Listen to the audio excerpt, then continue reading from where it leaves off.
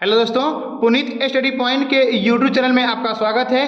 दोस्तों, इस वीडियो में हम सुनेंगे एडियोफोरम में इतिहास जो लुसेंट बुक से लिया गया है, उसमें जो भी एक्स्ट्रा बातें दी गई है उसको इग्नोर करके एग्जाम ऑफ व्यू से जो भी इम्पोर्टेंट क्वेश्चन बनता है उसको एक शॉर्ट नोट्स तैयार किया गया है और उसी शॉर्ट नोट्स को हम आपको एडियोफोरम में प्रोवाइड करा रहे हैं। इसको हम 3 भाग में बांटकर एडियोफोरम में प्रोवाइड कराएंगे। प्राचीन भारत का इतिहास, मध्यकालीन और आधुनिक भारत का इतिहास। तो 3 वीडियो जाएगा। जो वीडियो नंबर 1 ये है, ठीक है, जिसमें हम जानेंगे प्राचीन भारत का इतिहास। तो आइए वीडियो को स्टार्ट किया जाए। उत्तर में हिमालय, दक्षिण में समुद्र तक फैला यह महाद्वीप भारतवर्ष के नाम से जाना जाता है। उत्तर में हिमालय, दक्षिण में समुद्र तक फैला यह महाद्वीप भारतवर्ष के नाम से जाना जाता है। महाकाव्य एवं पुराणों में भारतवर्ष भरतों का देश कहा गया है। महाकाव्य एवं पुराणों में भारतवर्ष भरतों का देश कहा गया है तथा यहाँ के निवासी को भारतीय भरत का संतान कहा गया है। यहाँ के निवासी को भारतीय भरत का संतान कहा गया है। प्राचीन भारतीय अपने देश को जम्बू कहते थे। प्राचीन भारतीय अपने देश को जम्बू कहते थे। जम्बू का मतलब होता था जामुन का वृक्ष। प्राचीन ईरानी इसे सिंधु नदी से जोड़कर हिंदू कहते थे। प्राचीन ईरानी इसे सिंधु नदी से जोड़कर हिंदू कहते थे। यही नाम पूरा पश्चिम में फैल गया तथा पूरा देश को इसी एक नदी के नाम से जाने जाने लगा। पुनः एक बार फिर सुने। प्राचीन ईरानी इसे सिंधु नदी से जोड़कर हिंदू कहते थे। यही नाम पूरा पश्चिम में फैल गया तथा पूरा देश को इसी एक नदी के नाम से जाने जाने लगा। यूनानी इसे इंदे, अरब इसे हिंद कहते थे। यूनानी इसे इंदे, अरब इसे हिंद कहते थे। मध्यकाल में इस देश को हिंदुस्तान कहा जाने लगा।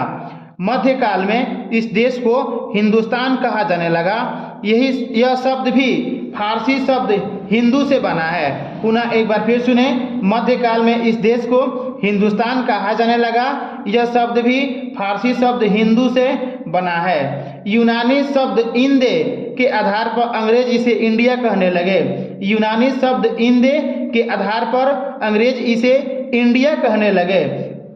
विंध्याचल पर्वतमाला हमारे देश को उत्तर और दक्षिण भारत में भागों में बांटता है। पुनः एक बार फिर सुने। विंध्याचल पर्वतमाला हमारे देश को उत्तर और दक्षिण भागों में बांटता है। अब जानेंगे प्राचीन भारत। प्राचीन भारतीय इतिहास के बारे में हमें 4 स्रोतों से जानकारी मिलता है। प्राचीन भारतीय इतिहास के बारे में हमें मुख्यतः 4 स्रोतों से जानकारी मिलता है, जिसमें धर्म ग्रंथ, ऐतिहासिक ग्रंथ, विदेशियों का विवरण और पुरातत्व संबंधित साक्ष्य शामिल है। धर्म ग्रंथ, ऐतिहासिक ग्रंथ, विदेशियों का विवरण, पुरातत्व संबंधित साक्ष्य शामिल है। प्राचीन धर्म ग्रंथ वेद है। प्राचीन धर्म ग्रंथ वेद है, जिसके रचयिता वेद व्यास को कहा जाता है। पुनः एक बार फिर सुने। प्राचीन धर्म ग्रंथ वेद है, रचयिता वेद व्यास। यह 4 होते हैं। इन चारों वेदों को संहिता कहा गया है। इन चारों वेदों को संहिता कहा गया है। अब हम जानेंगे ऋग्वेद के बारे में। ऋग्वेद सबसे प्राचीन वेद है। ऋग्वेद सबसे प्राचीन वेद है, जिसमें 10 मंडल, 1028 सूक्त, 10,462 ऋचाएँ को पढ़ने वालों को होत्रु कहते थे। तीसरे मंडल में सूर्य देवता सावित्री के लिए गायत्री मंत्र का उल्लेख है, जिसका लेखक विश्वामित्र जी है। पुनः एक बार फिर सुने। तीसरे मंडल में सूर्य देवता सावित्री के लिए समर्पित है गायत्री मंत्र, उसी में है। लेखक क्या है, कौन है? विश्वामित्र जी। 8वें मंडल खील, 9वें मंडल सोम देवता को समर्पित है। 10वें मंडल पुरुषुक्त है। गाय के लिए अघन्य शब्द का यूज किया गया है। इंद्र के लिए 250, अग्नि के लिए 200 ऋचाएँ हैं। पुनः एक बार फिर सुने। प्राचीन वेद सबसे पुराना वेद है, जिसमें 10 मंडल, 1028 सूक्त, 10,462 ऋचाएँ पढ़ने वालों को होत्रु कहते थे। तीसरे मंडल में सूर्य देवता सावित्री के लिए समर्पित है, जिसमें गायत्री मंत्र है। लेखक है कौन? विश्वामित्र जी। 8वें मंडल को खील कहा गया है। 9वें मंडल में देवता सोम का उल्लेख है। 10वें मंडल में पुरुषुक्त है। गाय के लिए अघन्य शब्द का यूज इसमें किया गया है। इंद्र के लिए 250 अर्थात 250, अग्नि के लिए 200 ऋचाएँ हैं। अब हम जानेंगे यजुर्वेद। यजुर्वेद के पठकर्ता को अर्धायु कहते हैं। यजुर्वेद के पठकर्ता को अर्धायु कहते हैं। सिर्फ यही एक वेद है जो गद्य और पद दोनों में है, अर्थात यजुर्वेद गद्य और पद दोनों में है। जानेंगे सामवेद। सामवेद को संगीत का जनक कहते हैं। सामवेद को संगीत का जनक कहते हैं। यजुर्वेद और सामवेद में किसी भी विशिष्ट घटना अर्थात ऐतिहासिक का उल्लेख नहीं मिलता है। पुनः एक बार फिर सुने, सामवेद जिसको हम संगीत का जनक कहते हैं, यजुर्वेद और सामवेद में किसी भी विशिष्ट घटना अर्थात ऐतिहासिक घटनाओं का उल्लेख नहीं मिलता है। अथर्ववेद अर्थात चौथा, अथर्ववेद सबसे बाद का है। अथर्ववेद सबसे बाद का है जिसमें 731 मंत्र 6000 पद हैं। पुनः एक बार फिर सुने, अथर्ववेद सबसे बाद का वेद है जिसमें 731 मंत्र हैं, 6000 पद हैं। जादू, टोना, रोग निवारण, औषधि, भास, वशीकरण, कृषि etc का उल्लेख इसी वेद में शामिल है। प्रजापति की 2 पुत्रियां, सभा प्लस समिति। पुराणों के लेख लोमहर्ष। पुराण कितना है? 18।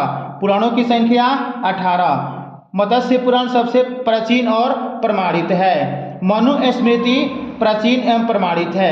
मनुस्मृति प्राचीन और प्रमाणित है जो शुंग काल का मानक ग्रंथ है, अर्थात मनुस्मृति शुंग काल का मानक ग्रंथ है जो सबसे प्राचीन और प्रमाणित है। नारद स्मृति गुप्त युग का है। नारद स्मृति गुप्त युग का है। जातक में बुद्ध की पुनर्जन्म की कहानी है। जातक में बुद्ध की पुनर्जन्म की कहानी है। हीनयान का प्रमुख ग्रंथ कथा वस्तु है। हीनयान का प्रमुख ग्रंथ कथा वस्तु है। जैन साहित्य को आगम कहते हैं। जैन साहित्य को आगम कहते हैं। प्रारंभिक इतिहास कल्पसूत्र में मिलता है। प्रारंभिक इतिहास कल्पसूत्र से मिलता है। अर्थशास्त्र के लेखक चाणक्य, कौटिल्य या विष्णुगुप्त। अर्थशास्त्र के लेखक चाणक्य, कौटिल्य या विष्णुगुप्त।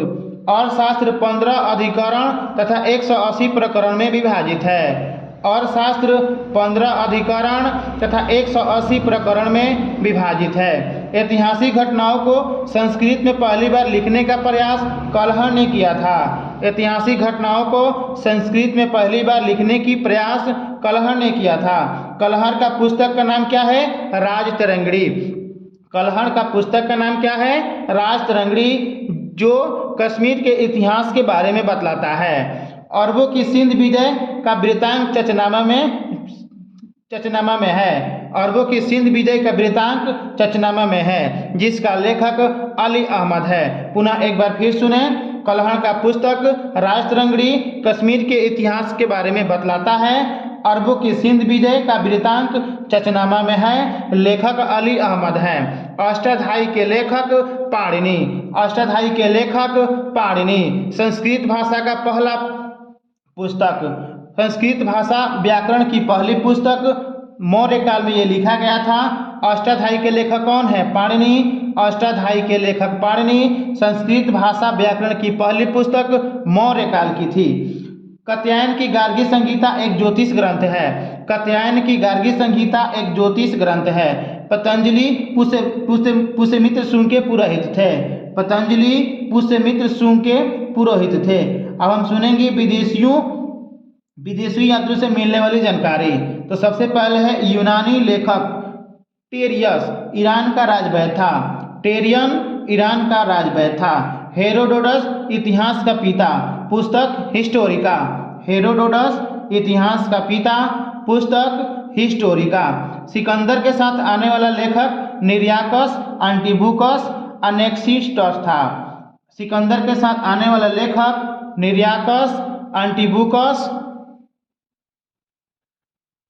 पुनः एक बार फिर सुने, टेरियस ईरान का राजवैद्य था। हेरोडोटस इतिहास का पिता, पुस्तक हिस्टोरिका। सिकंदर के साथ आने वाला लेखक निर्याकस, एंटीबुकस, अनेक्सिस्टस था।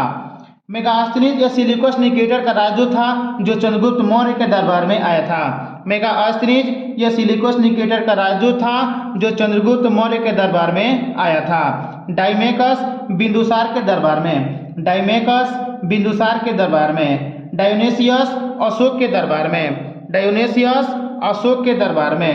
टॉलमी ये भारत का भूगोल नामक पुस्तक लिखे थे। टॉलमी ये भारत का भूगोल नामक पुस्तक लिखे थे। लिपनी के पुस्तक का नाम क्या है? Natural history. लिपनी का पुस्तक का नाम क्या है? Natural history. अब हम जानेंगे चीनी लेखक। तो फाहियान चंद्रगुप्त द्वितीय, फाहियान चंद्र द्वितीय के समय में आया था। हेनसोंग हर्षवर्धन के समय, हेनसोंग हर्षवर्धन के समय। हेनसोंग 15 वर्ष रहा, फाहियान 14 वर्ष रहा। पुनः एक बार फिर सुने चीनी लेखकों के बारे में। फाहियान चंद्रगुप्त द्वितीय के दरबार में मध्य प्रदेश के जनता को सुखी और समृद्धि बताया था। फाहियान चंद्रगुप्त द्वितीय के दरबार में आया था, मध्य प्रदेश के जनता को सुखी और समृद्धि बताया था। हेनसोंग हर्षवर्धन के समय, हेनसोंग हर्षवर्धन के समय, हेनसोंग 629 ईस्वी में इंडिया के लिए प्रस्थान किया। 1 वर्ष यात्रा करने के बाद पहली बार भारतीय राज्य कपिसा पहुंचा। पुनः एक बार फिर सुने, हेनसोंग 629 में इंडिया के लिए प्रस्थान किया। 1 वर्ष यात्रा करने के बाद पहली बार भारतीय राज्य कपिसा पहुंचा। लगभग 15 वर्ष रहा, 645 में चीन वापस हो गया। 15 वर्ष रहा, 645 में चीन वापस चला गया। हेनसोंग नालंदा विश्वविद्यालय में अध्ययन करने तथा बौद्धों की ग्रंथ एकत्रित करने के लिए आया था। हेनसोंग नालंदा विश्वविद्यालय में पढ़ने तथा बौद्धों की ग्रंथ एकत्रित करने के लिए आया था। हेनसोंग की भ्रमण सियूकी से प्रसिद्ध है। हेनसोंग की भ्रमण सियूकी से प्रसिद्ध है। हेनसोंग के समय नालंदा विश्वविद्यालय के आचार्य कौन थे? शीलभद्र। हेनसोंग के समय नालंदा विश्वविद्यालय के आचार्य शीलभद्र। इत्सिन ये 7वीं शताब्दी के करीब आए थे। इत्सिन 7वीं शताब्दी के करीब आए थे। संयुगन 518 में इंडिया आया, 3 वर्ष रहा, बौद्ध जानकारी के लिए आया था। संयुगन 518 में इंडिया आया, 3 वर्ष रहा, बौद्ध धर्म की जानकारी के लिए। अब हम सुनेंगे अरबी लेखक। अल-बिरूनी महमूद गजनवी के समय आया था।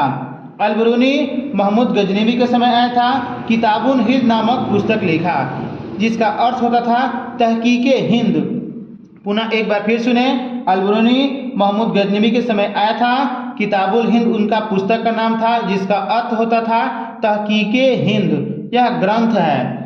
Ibn Battuta, Ibn Battuta Morocco से आया था। इब्न बतूता मोरक्को से आया था। उनका पुस्तक का नाम है रहला। उनका पुस्तक का नाम क्या है? रिहला। इब्न बतूता का पुस्तक का नाम रहला। मोरक्को देश से आया था। 1333 में दिल्ली पहुंचा। 1333 में दिल्ली पहुंचा इब्न बतूता मोरक्को निवासी। मोहम्मद बिन तुगलक के समय दिल्ली का काजी नियुक्त किया गया, अर्थात काजी का अर्थ होता था न्यायाधीश। पुनः एक बार फिर सुने, इब्न बतूता मोरक्को से आया था। पुस्तक का नाम रहला। 1333 में दिल्ली पहुंचा। मोहम्मद बिन तुगलक ने उन्हें दिल्ली का काजी अर्थात न्यायाधीश नियुक्त किया। अब अन्य लेखकों के बारे में जानेंगे। जैसे तारानाथ तिब्बती लेखक थे। तारानाथ तिब्बती लेखक थे। मार्को पोलो 13वीं शताब्दी के पांड्य देश की यात्रा पर आया था। मार्को पोलो 13वीं शताब्दी पांड्य देश की यात्रा पर आया था। अब हम जानेंगे पुरातत्व संबंधी साक्ष्यों से मिलने वाली जानकारी। भारतीय पुरातत्व साक्ष्य का पिता अलेक्जेंडर कनिंघम को कहा जाता है। भारतीय पुरातत्व साक्ष्य का पिता, पुरातत्व साक्ष्य का पिता अलेक्जेंडर कनिंघम को कहा जाता है। भागवत धर्म गरुण स्तंभ, भागवत धर्म गरुण स्तंभ सर्वप्रथम भारतवर्ष हाथी गुफा अभिलेख में मिलता है। सर्वप्रथम भारतवर्ष हाथी गुफा अभिलेख में मिलता है। दुर्निप की जानकारी सौगौड़ा अभिलेख से। दुर्निप की जानकारी सौगौड़ा अभिलेख से। पहली बार भ्रूण आक्रमण भीतरी स्तंभ लेख से जानकारी मिलता है। पहली बार भ्रूण आक्रमण भीतरी स्तंभ लेख से संबंधित है, अर्थात जानकारी मिलता है। सती प्रथा एरर अभिलेख, सती प्रथा एरर अभिलेख भानुगुप्त के समय। रेशम बुनकर मंदसौर अभिलेख, रेशम बुनकर मंदसौर अभिलेख। प्राचीनतम सिक्का को आहा सिक्का, प्राचीनतम सिक्का को आहा सिक्का कहा जाता था। पहली बार सिक्कों पर रेख यौवन शासकों ने शुरू किया। पहली बार सिक्कों पर लेख लिखने की कला यवन शासकों ने शुरू किया। समुद्रगुप्त सिक्का पर बीड़े बजाते हुए विराजित हैं। समुद्रगुप्त सिक्का पर बीड़ा बजाते हुए विराजित है। अरिकमेडु से रोमन का सिक्का मिला है। अरिकमेडु पड़ता है पुडुचेरी में। अभिलेखों का अध्ययन एपिग्राफी। अभिलेखों का अध्ययन एपिग्राफी। उत्तर भारत के मंदिरों की कला नांगर शैली और दक्षिण में द्रविड़ शैली। उत्तर भारत के मंदिरों की कला नांगर शैली और दक्षिण वाला द्रविड़ शैली। नांगर शैली प्लस द्रविड़ शैली को बेसर शैली के नाम से जाना जाता है। नांगर शैली प्लस द्रविड़ शैली बेसर शैली। प्रागैतिहासिक काल के बारे में जानेंगे। प्रागैतिहासिक काल कोई लिखित विवरण नहीं। प्रागैतिहासिक काल कोई लिखित विवरण नहीं। आद्य ऐतिहासिक काल लेखन के कला प्रचलन के उपलब्ध पढ़ा नहीं जा सका। पुनः एक बार फिर सुने। प्रागैतिहासिक काल कोई लिखित विवरण नहीं। आद्य ऐतिहासिक काल लेखन कला के प्रचलन के उपलब्ध लेख पढ़े नहीं जा सके। इतिहास किसको बोलते हैं? जिसका विवरण लिखित हो। इतिहास जिसका विवरण लिखित हो। ज्ञानी मानव धरती पर 30 या 40 हजार वर्ष पूर्व प्रवेश किए थे। ज्ञानी मानव धरती पे 30 या 40 हजार वर्ष पूर्व प्रवेश किए थे। पूरा पाषाण काल में मानव की जीविका का आधार क्या था? शिकार करना, मनोरंजन। पुनः एक बार फिर सुने। पूरा पाषाण काल में मानव की जीविका शिकार अर्थात मनोरंजन था। पूरा पाषाण काल में आग का आविष्कार। पूरा पाषाण काल में आग का आविष्कार। नव पाषाण काल में पहिया, कृषि, मनुष्य का अस्थायी निवास, पहली बार कुत्ता को पालतू बनाया। पुनः एक बार फिर सुने। पूरा पाषाण काल में आग का आविष्कार। नव पाषाण काल में पहिया, कृषि, मनुष्य का अस्थायी निवास, पहली बार कुत्ता को पालतू बनाया गया। मनुष्य ने पहली बार तांबा धातु से कुल्हाड़ी बनाया था। मनुष्य ने पहली बार तांबा धातु से कुल्हाड़ी बनाया था। प्राचीनतम फसल गेहूं, जौ।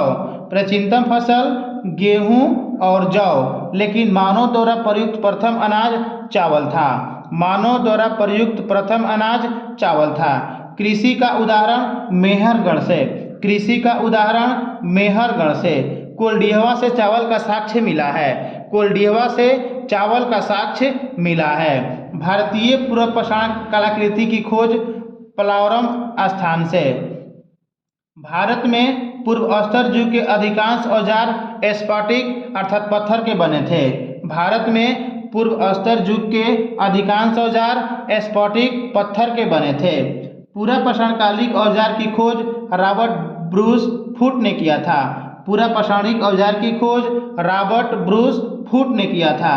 भारत का प्राचीनतम नगर मोहनजोदड़ो। भारत का प्राचीनतम नगर मोहनजोदड़ो, जिसका अर्थ होता था मृतकों का टीला सिंधी भाषा में। मृतकों का टीला सिंधी भाषा में। पुनः एक बार फिर सुने। भारत का प्राचीन नगर मोहनजोदड़ो, जिसका सिंधी भाषा में अर्थ होता था मृतकों का टीला। भारत में आने वाला एकमात्र मानव कवि श्वेतभ्रू गिब्बन, असम से। भारत में आने वाला एकमात्र मानव कवि श्वेतभ्रू गिब्बन, असम से। शिवालिक की पहाड़ी भारत में है। जीवाश्म का प्रमाण मिला है। शिवालिक की पहाड़ी से जीवाश्म का प्रमाण मिला है। कहाँ है ये? भारत में। भारत में मनुष्य से संबंधित पहला प्रमाण नर्मदा नदी घाटी से। भारत में मनुष्य से संबंधित पहला प्रमाण नर्मदा नदी घाटी से। पुनः एक बार फिर सुने। शिवालिक की पहाड़ी भारत में है, वहाँ से जीवाश्म का प्रमाण मिला है। भारत में मनुष्य से संबंधित पहला प्रमाण नर्मदा घाटी से प्राप्त हुआ है। भीमबेटका की गुफा प्रागैतिहासिक काल की। भीमबेटका की गुफा प्रागैतिहासिक काल की। हम जानेंगे सिंधु सभ्यता के बारे में, जिसका टाइम कितना है? 2400 से लेकर के 1700 ईसा पूर्व। सिंधु सभ्यता का टाइम पीरियड कितना है? 2400 से लेकर 1700 ईसा पूर्व। C14 द्वारा विश्लेषण होता है। सिंधु सभ्यता का विश्लेषण किससे होता है? C14।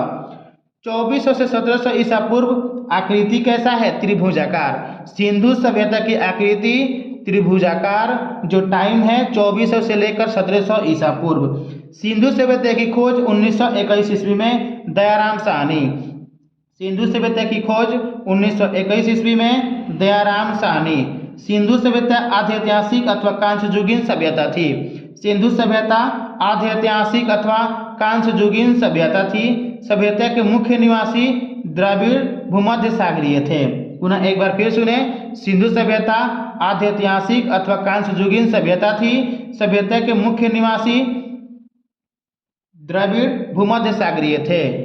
1924 में जॉन मार्शल ने सिंधु सभ्यता नामक नगरीय सभ्यता की विधिवत घोषणा की। 1924 में जॉन मार्शल ने सिंधु सभ्यता नामक नगरीय सभ्यता की विधिवत घोषणा की। भारतीय पुरातत्व सर्वेक्षण विभाग के महानिदेशक जॉन मार्शल थे। भारतीय पुरातत्व सर्वेक्षण विभाग के महानिदेशक जॉन मार्शल थे। सिंधु सभ्यता का पुरातत्व स्थल पश्चिमी पुरा स्थल दास्क नदी किनारे। पश्चिमी पुरा स्थल दास्क नदी के किनारे। पूर्वी पुरा स्थल हिंडल नदी के किनारे।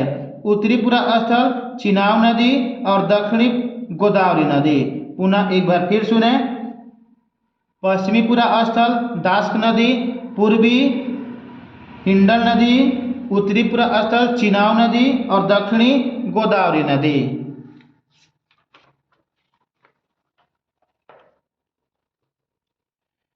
सिंधु सभ्यता नगरीय सभ्यता थी। सिंधु सभ्यता नगरीय सभ्यता थी। केवल 6 को ही बड़े नगर कहा गया है। केवल 6 को ही बड़े नगर कहा गया है।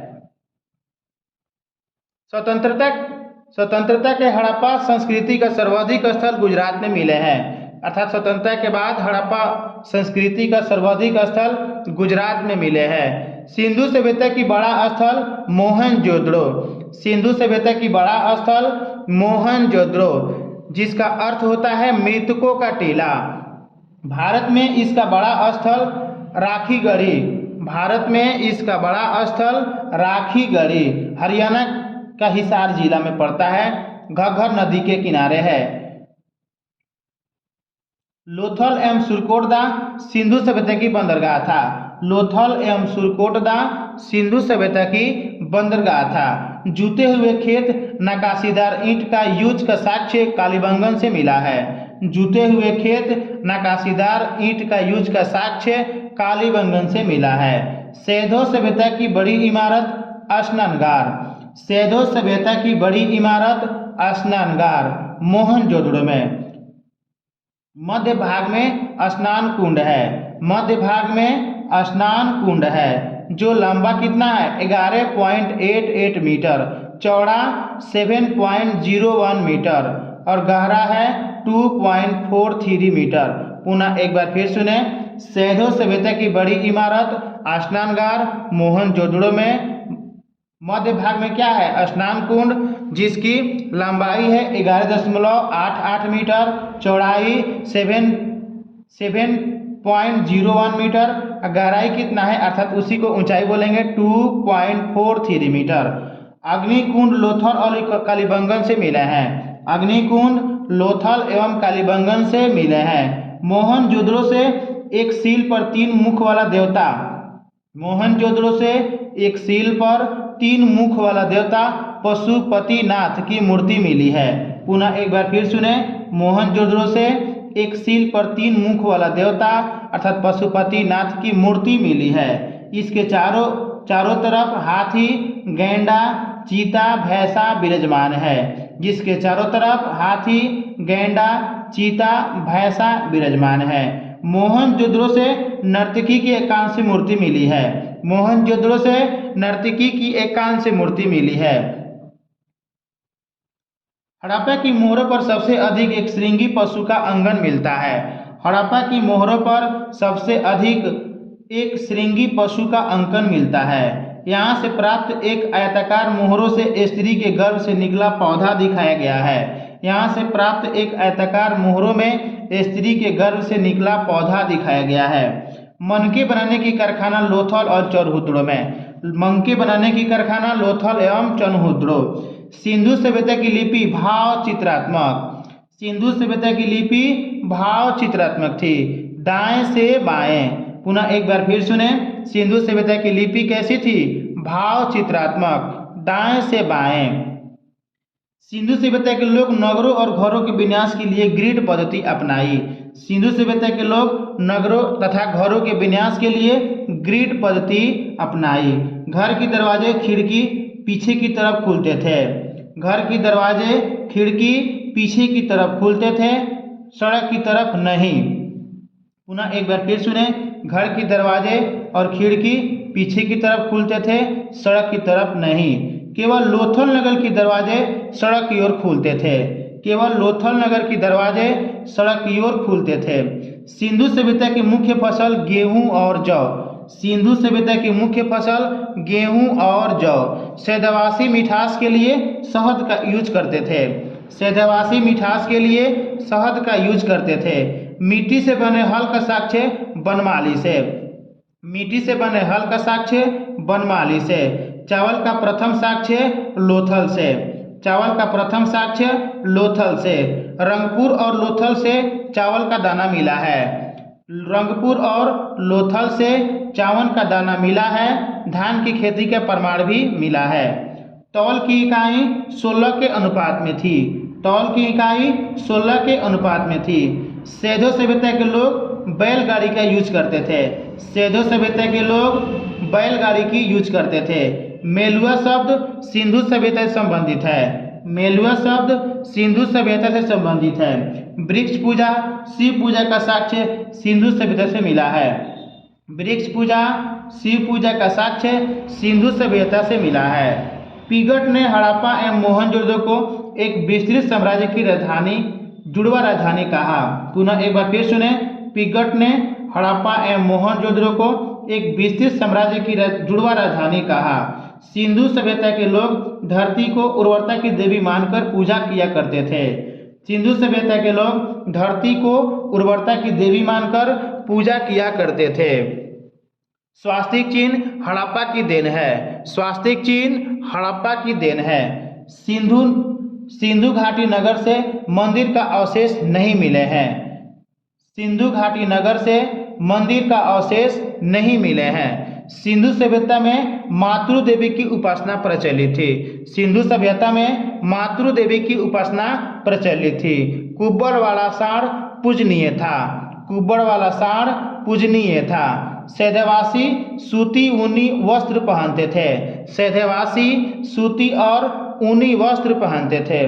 मनोरंजन के लिए मछली पकड़ना, शिकार करना, पशु पक्षियों को लड़ाना। मनोरंजन के लिए मछली पकड़ना, शिकार, पशु पक्षियों को लड़ाना। काले रंग से डिजाइन किए लाल मिट्टी का बर्तन बनाते थे सिंधु सभ्यता के लोग। काले रंग से डिजाइन किए लाल मिट्टी का बर्तन बनाते थे सिंधु सभ्यता के लोग। सिंधु घाटी के लोग तलवार से परिचित नहीं थे। सिंधु घाटी के लोग तलवार से परिचित नहीं थे। कालीबंगन एकमात्र हड़प्पाकालीन स्थल था जिसका निचला शहर किले से घिरा था। पुनः एक बार फिर सुने, कालीबंगन एकमात्र हड़प्पाकालीन स्थल था जिसका निचला शहर भी किले से घिरा था। कालीबंगन का अर्थ होता था कालिया चूड़िया। पुनः एक बार फिर सुने, कालीबंगन का अर्थ होता था काली चूड़िया। कालीबंगन का अर्थ काली चूड़िया। पर्दा प्रथा तथा वेश्यावृत्ति सेधो सभ्यता में प्रचलित थी। पर्दा प्रथा और वेश्यावृत्ति सेधो सभ्यता में प्रचलित थी। हड़प्पा में शवों को दफनाना मोहनजोदड़ो में जलाने की प्रथा प्रचलित थी। हड़प्पा में शवों को दफनाना मोहनजोदड़ो में जलाने की प्रथा प्रचलित थी। सेधो सभ्यता की विनाश बाढ़ था। सेधो सभ्यता की विनाश बाढ़ था। आग से पकी हुई मिट्टी को टेराकोटा। आग से पकी हुई मिट्टी को टेराकोटा। आग से पकी हुई मिट्टी को टेराकोटा। लोथल और कालीबंगन से युग्म समाधियाँ मिली है। लोथल और कालीबंगन से युग्म समाधियाँ मिली है। अब हम जानेंगे वैदिक सभ्यता। वैदिक सभ्यता को दो भागों में बांटा गया है, ऋग्वैदिक काल, उत्तर वैदिक काल। पुनः एक बार फिर सुने, वैदिक सभ्यता इसको दो भागों में बांटा गया है, ऋग्वैदिक काल, उत्तर वैदिक काल। तो ऋग्वैदिक काल का टाइम पीरियड है 1500 से 1000। ऋग्वैदिक काल का टाइम पीरियड है 1500 से 1000। उत्तर वैदिक का टाइम पीरियड कितना है? 1000 से 600। उत्तर वैदिक का टाइम पीरियड 1000 से 600। आर्य सर्वप्रथम पंजाब तथा अफगानिस्तान में बसे। आर्य सर्वप्रथम पंजाब तथा अफगानिस्तान में बसे। मैक्स मुलर ने मध्य एशिया माना था। मैक्स मुलर ने मध्य एशिया को माना था। आर्यों की सभ्यता वैदिक सभ्यता। आर्यों की सभ्यता वैदिक ग्रामीण सभ्यता। और भाषा क्या था? संस्कृत। पुनः एक बार फिर सुने, आर्यों का सभ्यता वैदिक या ग्रामीण सभ्यता, भाषा संस्कृत। प्रशासनिक इकाई बढ़ते क्रम में कुल, ग्राम, 20, जन, राष्ट्र। प्रशासन इकाई बढ़ते क्रम में कुल, ग्राम, 20, जन, राष्ट्र। ग्राम के मुखिया ग्रामीणी, 20 के प्रधान शिवपति, जन के शासन को राजन कहा जाता था। ग्राम के मुखिया को ग्रामीणी, जन के शासन को राजन कहा जाता था। पुनः एक बार फिर सुने, ग्राम के मुखिया को ग्रामीणी, जन के शासन को राजन कहा जाता था। राज्य अधिकारी में पुरोहित एवं सेनापति प्रमुख थे। राज्य अधिकारी में पुरोहित एवं सेनापति प्रमुख थे। वाजपति गोचर भूमि का अधिकारी। वाजपति गोचर भूमि का अधिकारी। उग्र अपराधियों को पकड़ने का काम किया करता था। उग्र अपराधियों को पकड़ने का काम किया करता था। सभा एवं समिति राजा को सलाह देने वाली संस्था थी। सभा एवं समिति राजा को सलाह देने वाली संस्था थी। युद्ध में कबीले का नेतृत्व राजा किया करते थे। युद्ध में कबीले का नेतृत्व राजा किया करते थे। युद्ध में गविष्ठ शब्द का यूज गायों की खोज। युद्ध में गविष्ठ शब्द का यूज गायों की खोज। दशराज्य युद्ध का उल्लेख ऋग्वेद के 7वें मंडल में है। दशराज्य युद्ध का उल्लेख ऋग्वेद के 7वें मंडल में है। दशराज्य युद्ध लड़ा गया था परुश्री नदी अर्थात रावी नदी के तट पर। दशराज्य युद्ध लड़ा गया था परुश्री नदी अर्थात रावी नदी के तट पर। सुदास और 10 जनों के बीच दशराज्य युद्ध लड़ा गया था। परुश्री नदी अर्थात रावी नदी के तट पर सुदास विजयी हुआ था। पुनः एक बार फिर सुने, दशराज्य युद्ध का उल्लेख ऋग्वेद के 7वें मंडल में है। यह युद्ध परुश्री नदी अर्थात रवि नदी के तट पर लड़ा गया था। सुदास और 10 जनों के बीच में लड़ा गया था दशराज्य का युद्ध। सुदास विजयी हुए थे। ऋग्वैदिक समाज 4 भागों में बांटा गया था। ऋग्वैदिक समाज 4 भागों में बांटा गया था। ये विभाजन व्यवसाय पर आधारित था। पुनः एक बार फिर सुने, ऋग्वैदिक समाज 4 भागों में बांटा गया था। ये विभाजन व्यवसाय पर आधारित थी। ऋग्वेद के 10वें मंडल पुरुषसूक्त का उल्लेख है। ऋग्वेद के 10वें मंडल पुरुषसूक्त का उल्लेख है। इसमें कहा गया है, ब्राह्मण परम पुरुष के मुख से, क्षत्रिय भुजा से, वैश्य जांघों से, क्षुद्र पैरों से। पुनः एक बार फिर सुने, ऋग्वेद के 10वें मंडल पुरुषसूक्त का उल्लेख है। इसमें कहा गया है, ब्राह्मण परम पुरुष के मुख से, क्षत्रिय भुजा से, वैश्य जांघों से और क्षुद्र पैरों से उत्पन्न हुए हैं।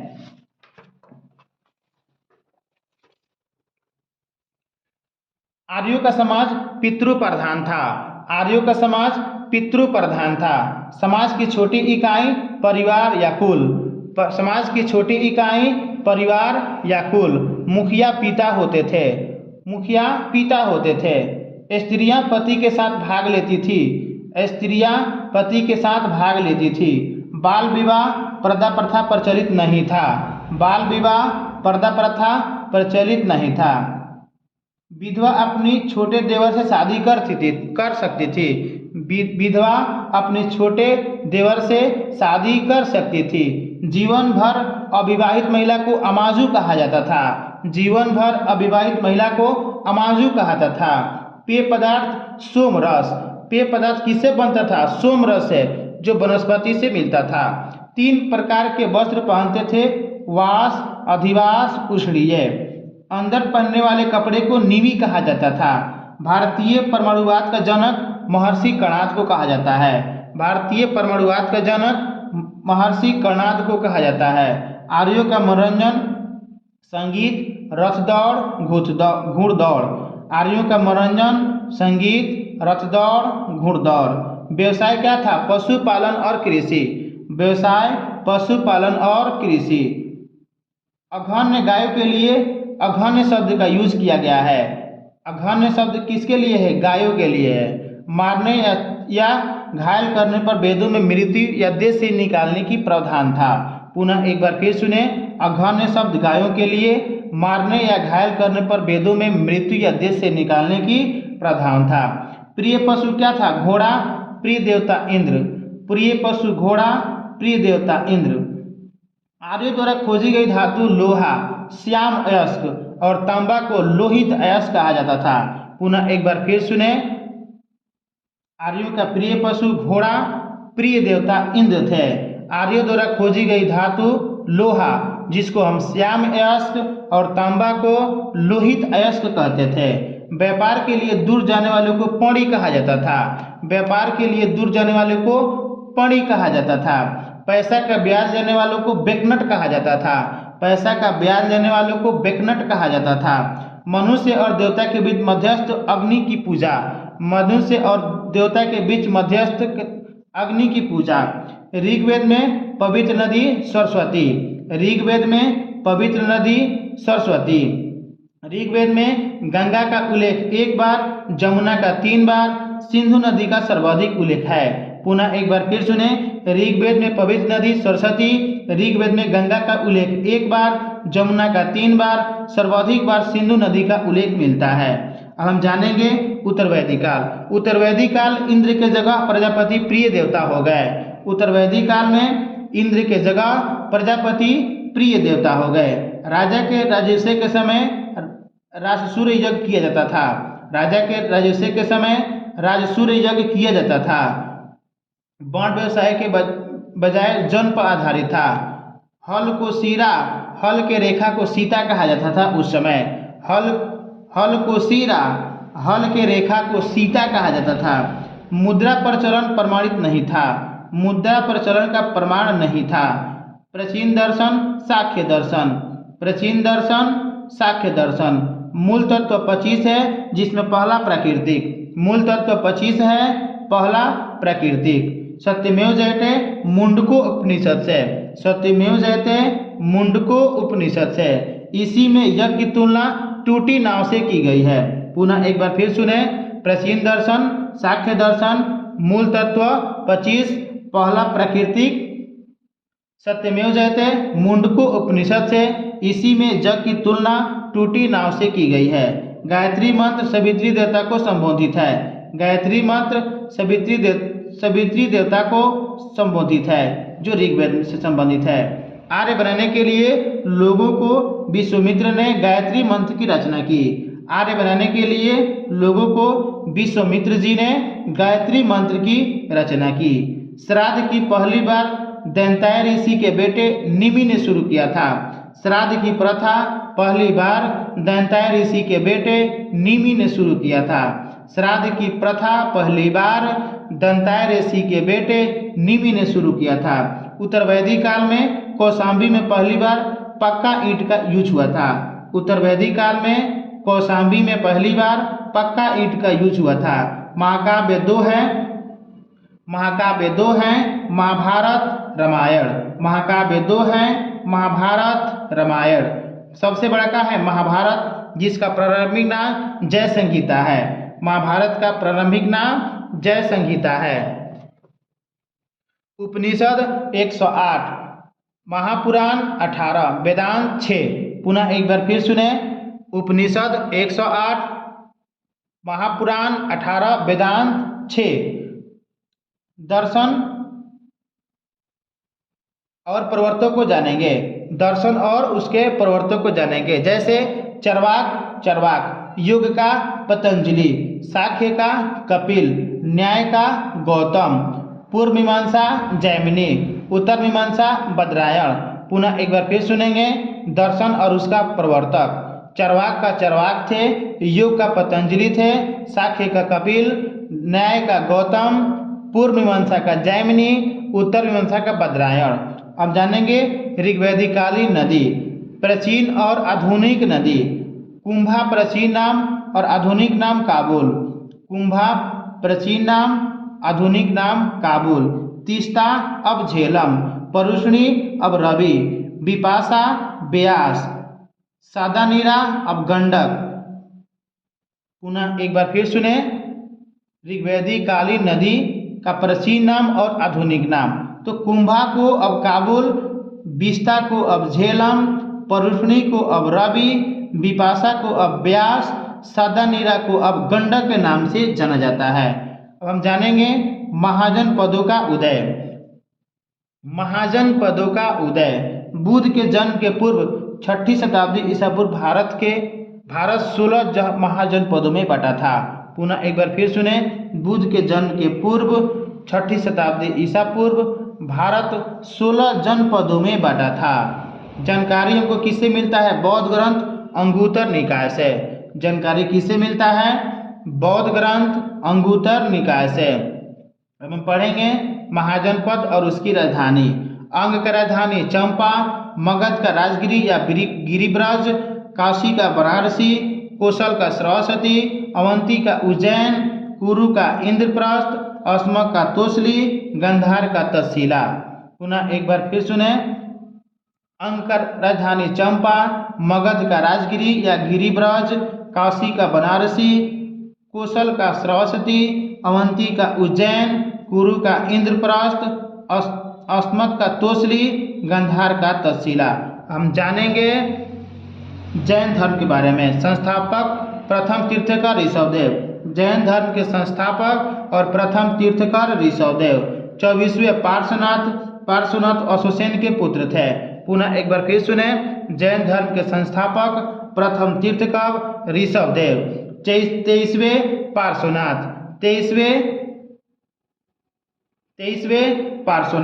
पार्श्वनाथ अशोसेन के पुत्र थे। पार्श्वनाथ 30 वर्ष की अवस्था में संन्यास जीवन स्वीकारा। शिक्षा दिया, हिंसा नहीं करना, सत्य बोलना, चोरी न करना, संपत्ति न रखना। हिंसा नहीं करना, सत्य बोलना, चोरी न करना, संपत्ति न रखना।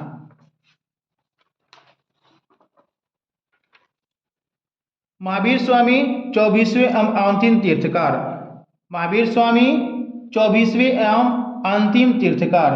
महावीर स्वामी का जन्म 540 ईसा पूर्व। महावीर स्वामी का जन्म 540 ईसा पूर्व। जन्म स्थल कुंडग्राम वैशाली। जन्म स्थल कुंडग्राम वैशाली। पिता का नाम सिद्धार्थ, ज्ञात्री कुल के सरदार थे। पिता का नाम सिद्धार्थ, ज्ञात्री कुल के सरदार थे। माता त्रिशला लिच्छवी राजा चेटक की बहन थी। माता त्रिशला लिच्छवी राजा चेटक की बहन थी। पत्नी का नाम यशोदा, पुत्री अनुज्ञा प्रियदर्शिनी। पुनः एक बार फिर सुने, महावीर स्वामी 24वें एवं अंतिम तीर्थंकर थे। जन्म 540 ईसा पूर्व में। जन्म स्थल कुंडग्राम वैशाली में। पिता सिद्धार्थ, ज्ञात्री कुल के सरदार थे। माता का नाम त्रिशला लिच्छवी राजा चेटक की बहन थी। पत्नी का नाम यशोदा, पुत्री का नाम अनुज्ञा प्रियदर्शिनी। बचपन का नाम वर्धमान। 30 वर्ष की अवस्था में बड़े भाई नंदीवर्धन से अनुमति लेकर संन्यास हुए, सन्यासी जीवन को स्वीकारे। माता पिता की मृत्यु के बाद वो स्वीकारे थे।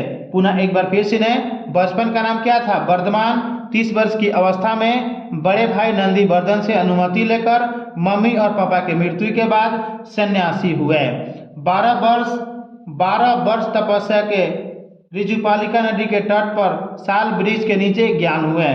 पुनः एक बार फिर सुने, 12 वर्ष की तपस्या के बाद ऋजुपालिका नदी के तट पर साल वृक्ष के नीचे ज्ञान हुए। उसमें महावीर जिन कहलाए अर्थात विजेता। उपदेश कैसे दिए? तो भाषण का क्या था? प्राकृतिक, अर्धमागधी। पुनः एक बार फिर सुने, महावीर जी जो भाषा का यूज करते थे प्राकृतिक और अर्धमागधी। महावीर की अनुदायु निग्रह कहलाए। महावीर की अनुदायु निग्रह कहलाए। प्रथम अनुदायु उनका दामाद जामिल। प्रथम अनुदायु दामाद जामिल। प्रथम जैन भिक्षुणी नरेश दधिवाहन की पुत्री चंपा थी। प्रथम जैन भिक्षुणी नरेश दधिवाहन की पुत्री चंपा थी। महावीर ने शिष्यों को 11 गणधरों में बांटा था। महावीर ने शिष्यों को 11 गणधरों में बांटा था। जैन धर्म का प्रथम मुख्य उपदेशक आर्य सुशर्मा महावीर की मृत्यु के बाद भी जीवित रहा। पुनः एक बार फिर सुने, जैन धर्म का प्रथम मुख्य उपदेशक आर्य सुशर्मा महावीर की मृत्यु के बाद भी जीवित रहा। वह अकेला गोवर्धन था। महावीर की भिक्षुणी संघ की प्रधान चंदना थी। महावीर की भिक्षुणी संघ की प्रधान चंदना थी। पुनः एक बार फिर सुने, महावीर की भिक्षुणी संघ की प्रधान चंदना थी। प्रमुख जैन धर्म के तीर्थकर और उनका प्रतीक। तो ऋषभ देव का प्रतीक क्या था? सांड, अजितनाथ का हाथी, संभवनाथ का घोड़ा। ऋषभ देव का सांड, अजितनाथ का हाथी, संभवनाथ का घोड़ा, अमरनाथ का मीन, नेमी का शंख, पार्श्वनाथ का सांप, महावीर का सिंह। पुनः एक बार फिर सुने, जैन धर्म के तीर्थकर और उनका प्रतीक क्या क्या था? तो ऋषभ देव का सांड, अजितनाथ का हाथी, संभव का क्या था? घोड़ा, अमरनाथ का मीन, नेमी का शंख, पार्श्वनाथ का सांप, महावीर का सिंह। ऋषभ देव एवं अरिष्टनेमी के नाम ऋग्वेद में मिलता है। ऋषभ देव अरिष्टनेमी के नाम ऋग्वेद मिलता है। ऋषभ देव एवं अरिष्टनेमी का नाम ऋग्वेद में मिलता है। अरिष्टनेमी को भगवान कृष्ण का निकटतम माना जाता है। अरिष्टनेमी को भगवान कृष्ण का निकटतम माना जाता है। 300 ईसा पूर्व मगध में 12 वर्षों का भीषण अकाल पड़ा था।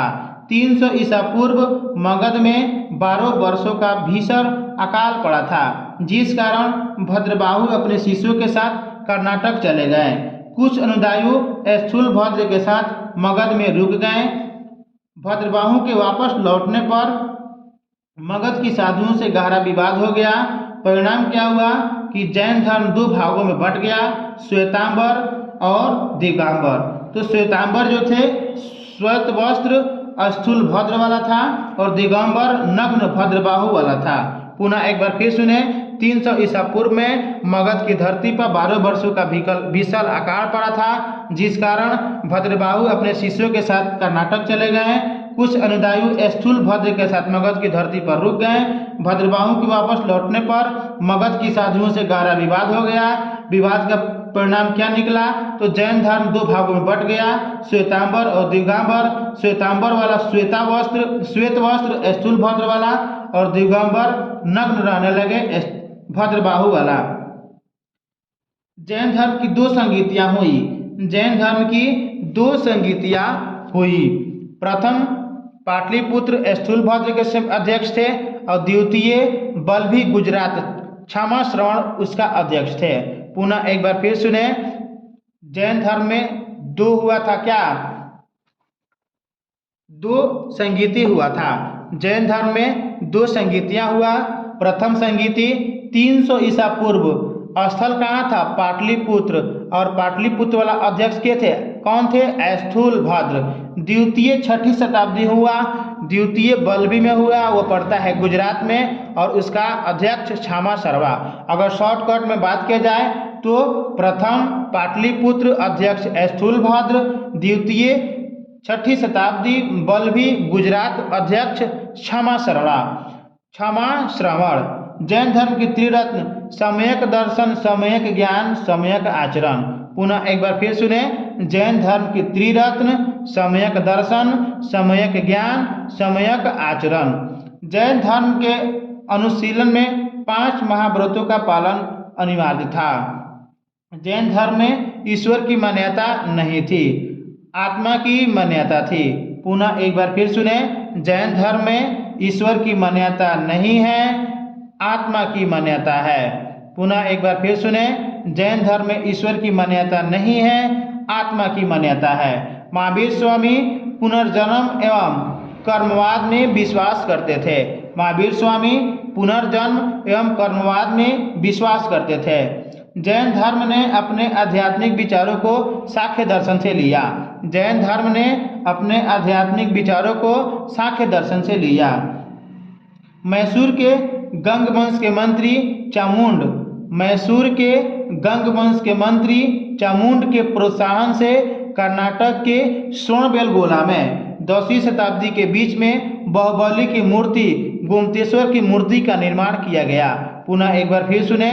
मैसूर के गंग वंश के मंत्री चामुंड के प्रोत्साहन करने से कर्नाटक में श्रवणबेलगोला में 10वीं शताब्दी के बीच में बाहुबली की मूर्ति गोमतेश्वर की मूर्ति का निर्माण हुआ। खजुराहो में जैन मंदिर चंदेल शासकों ने बनवाया था। खजुराहो में जैन मंदिर चंदेल शासकों ने बनवाया था। मौर्योत्तर युग में मथुरा जैन धर्म का प्रसिद्ध केंद्र था। मौर्योत्तर युग में मथुरा जैन धर्म का प्रसिद्ध केंद्र था। मथुरा कला का संबंध जैन धर्म से। मथुरा कला का संबंध जैन धर्म से। जैन तीर्थकों की जीवनी कल्पसूत्र जैन तीर्थकों की जीवनी कल्पसूत्र भद्रबाहु। महावीर की मृत्यु 72 वर्ष में। महावीर की मृत्यु 72 वर्ष में अर्थात निर्वाण 438 ईसा पूर्व बिहार के पावापुरी राजगीर में। पुनः एक बार फिर सुने।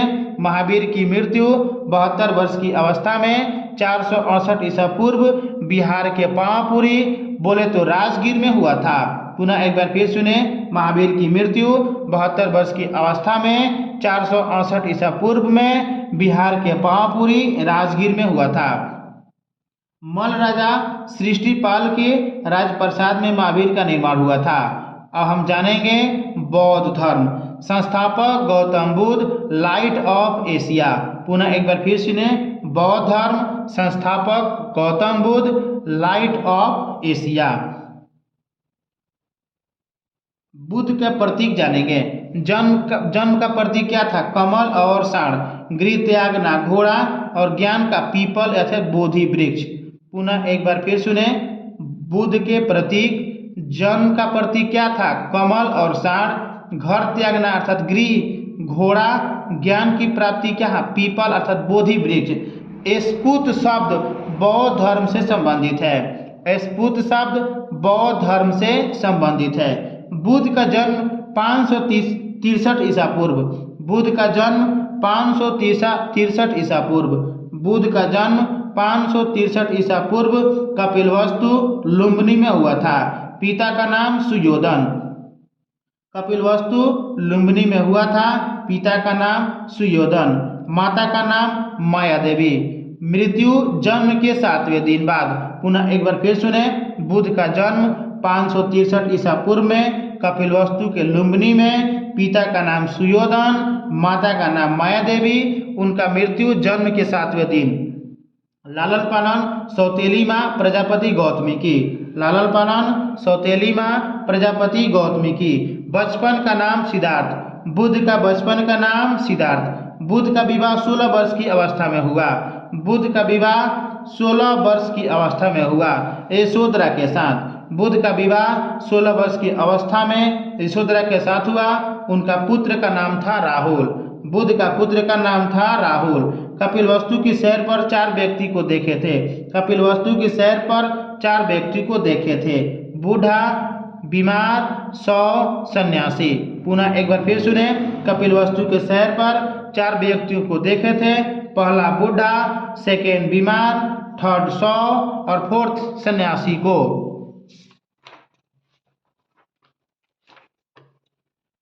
गृह त्याग 29 वर्ष की अवस्था में। गृह त्याग 29 वर्ष की अवस्था में बौद्ध धर्म में महानिष्कर्षण कहा गया। महाअभिनिष्कर्षण अर्थात बुद्ध जब घर त्यागे 29 वर्ष की अवस्था में बौद्ध धर्म में महानिष्कर्षण कहा गया।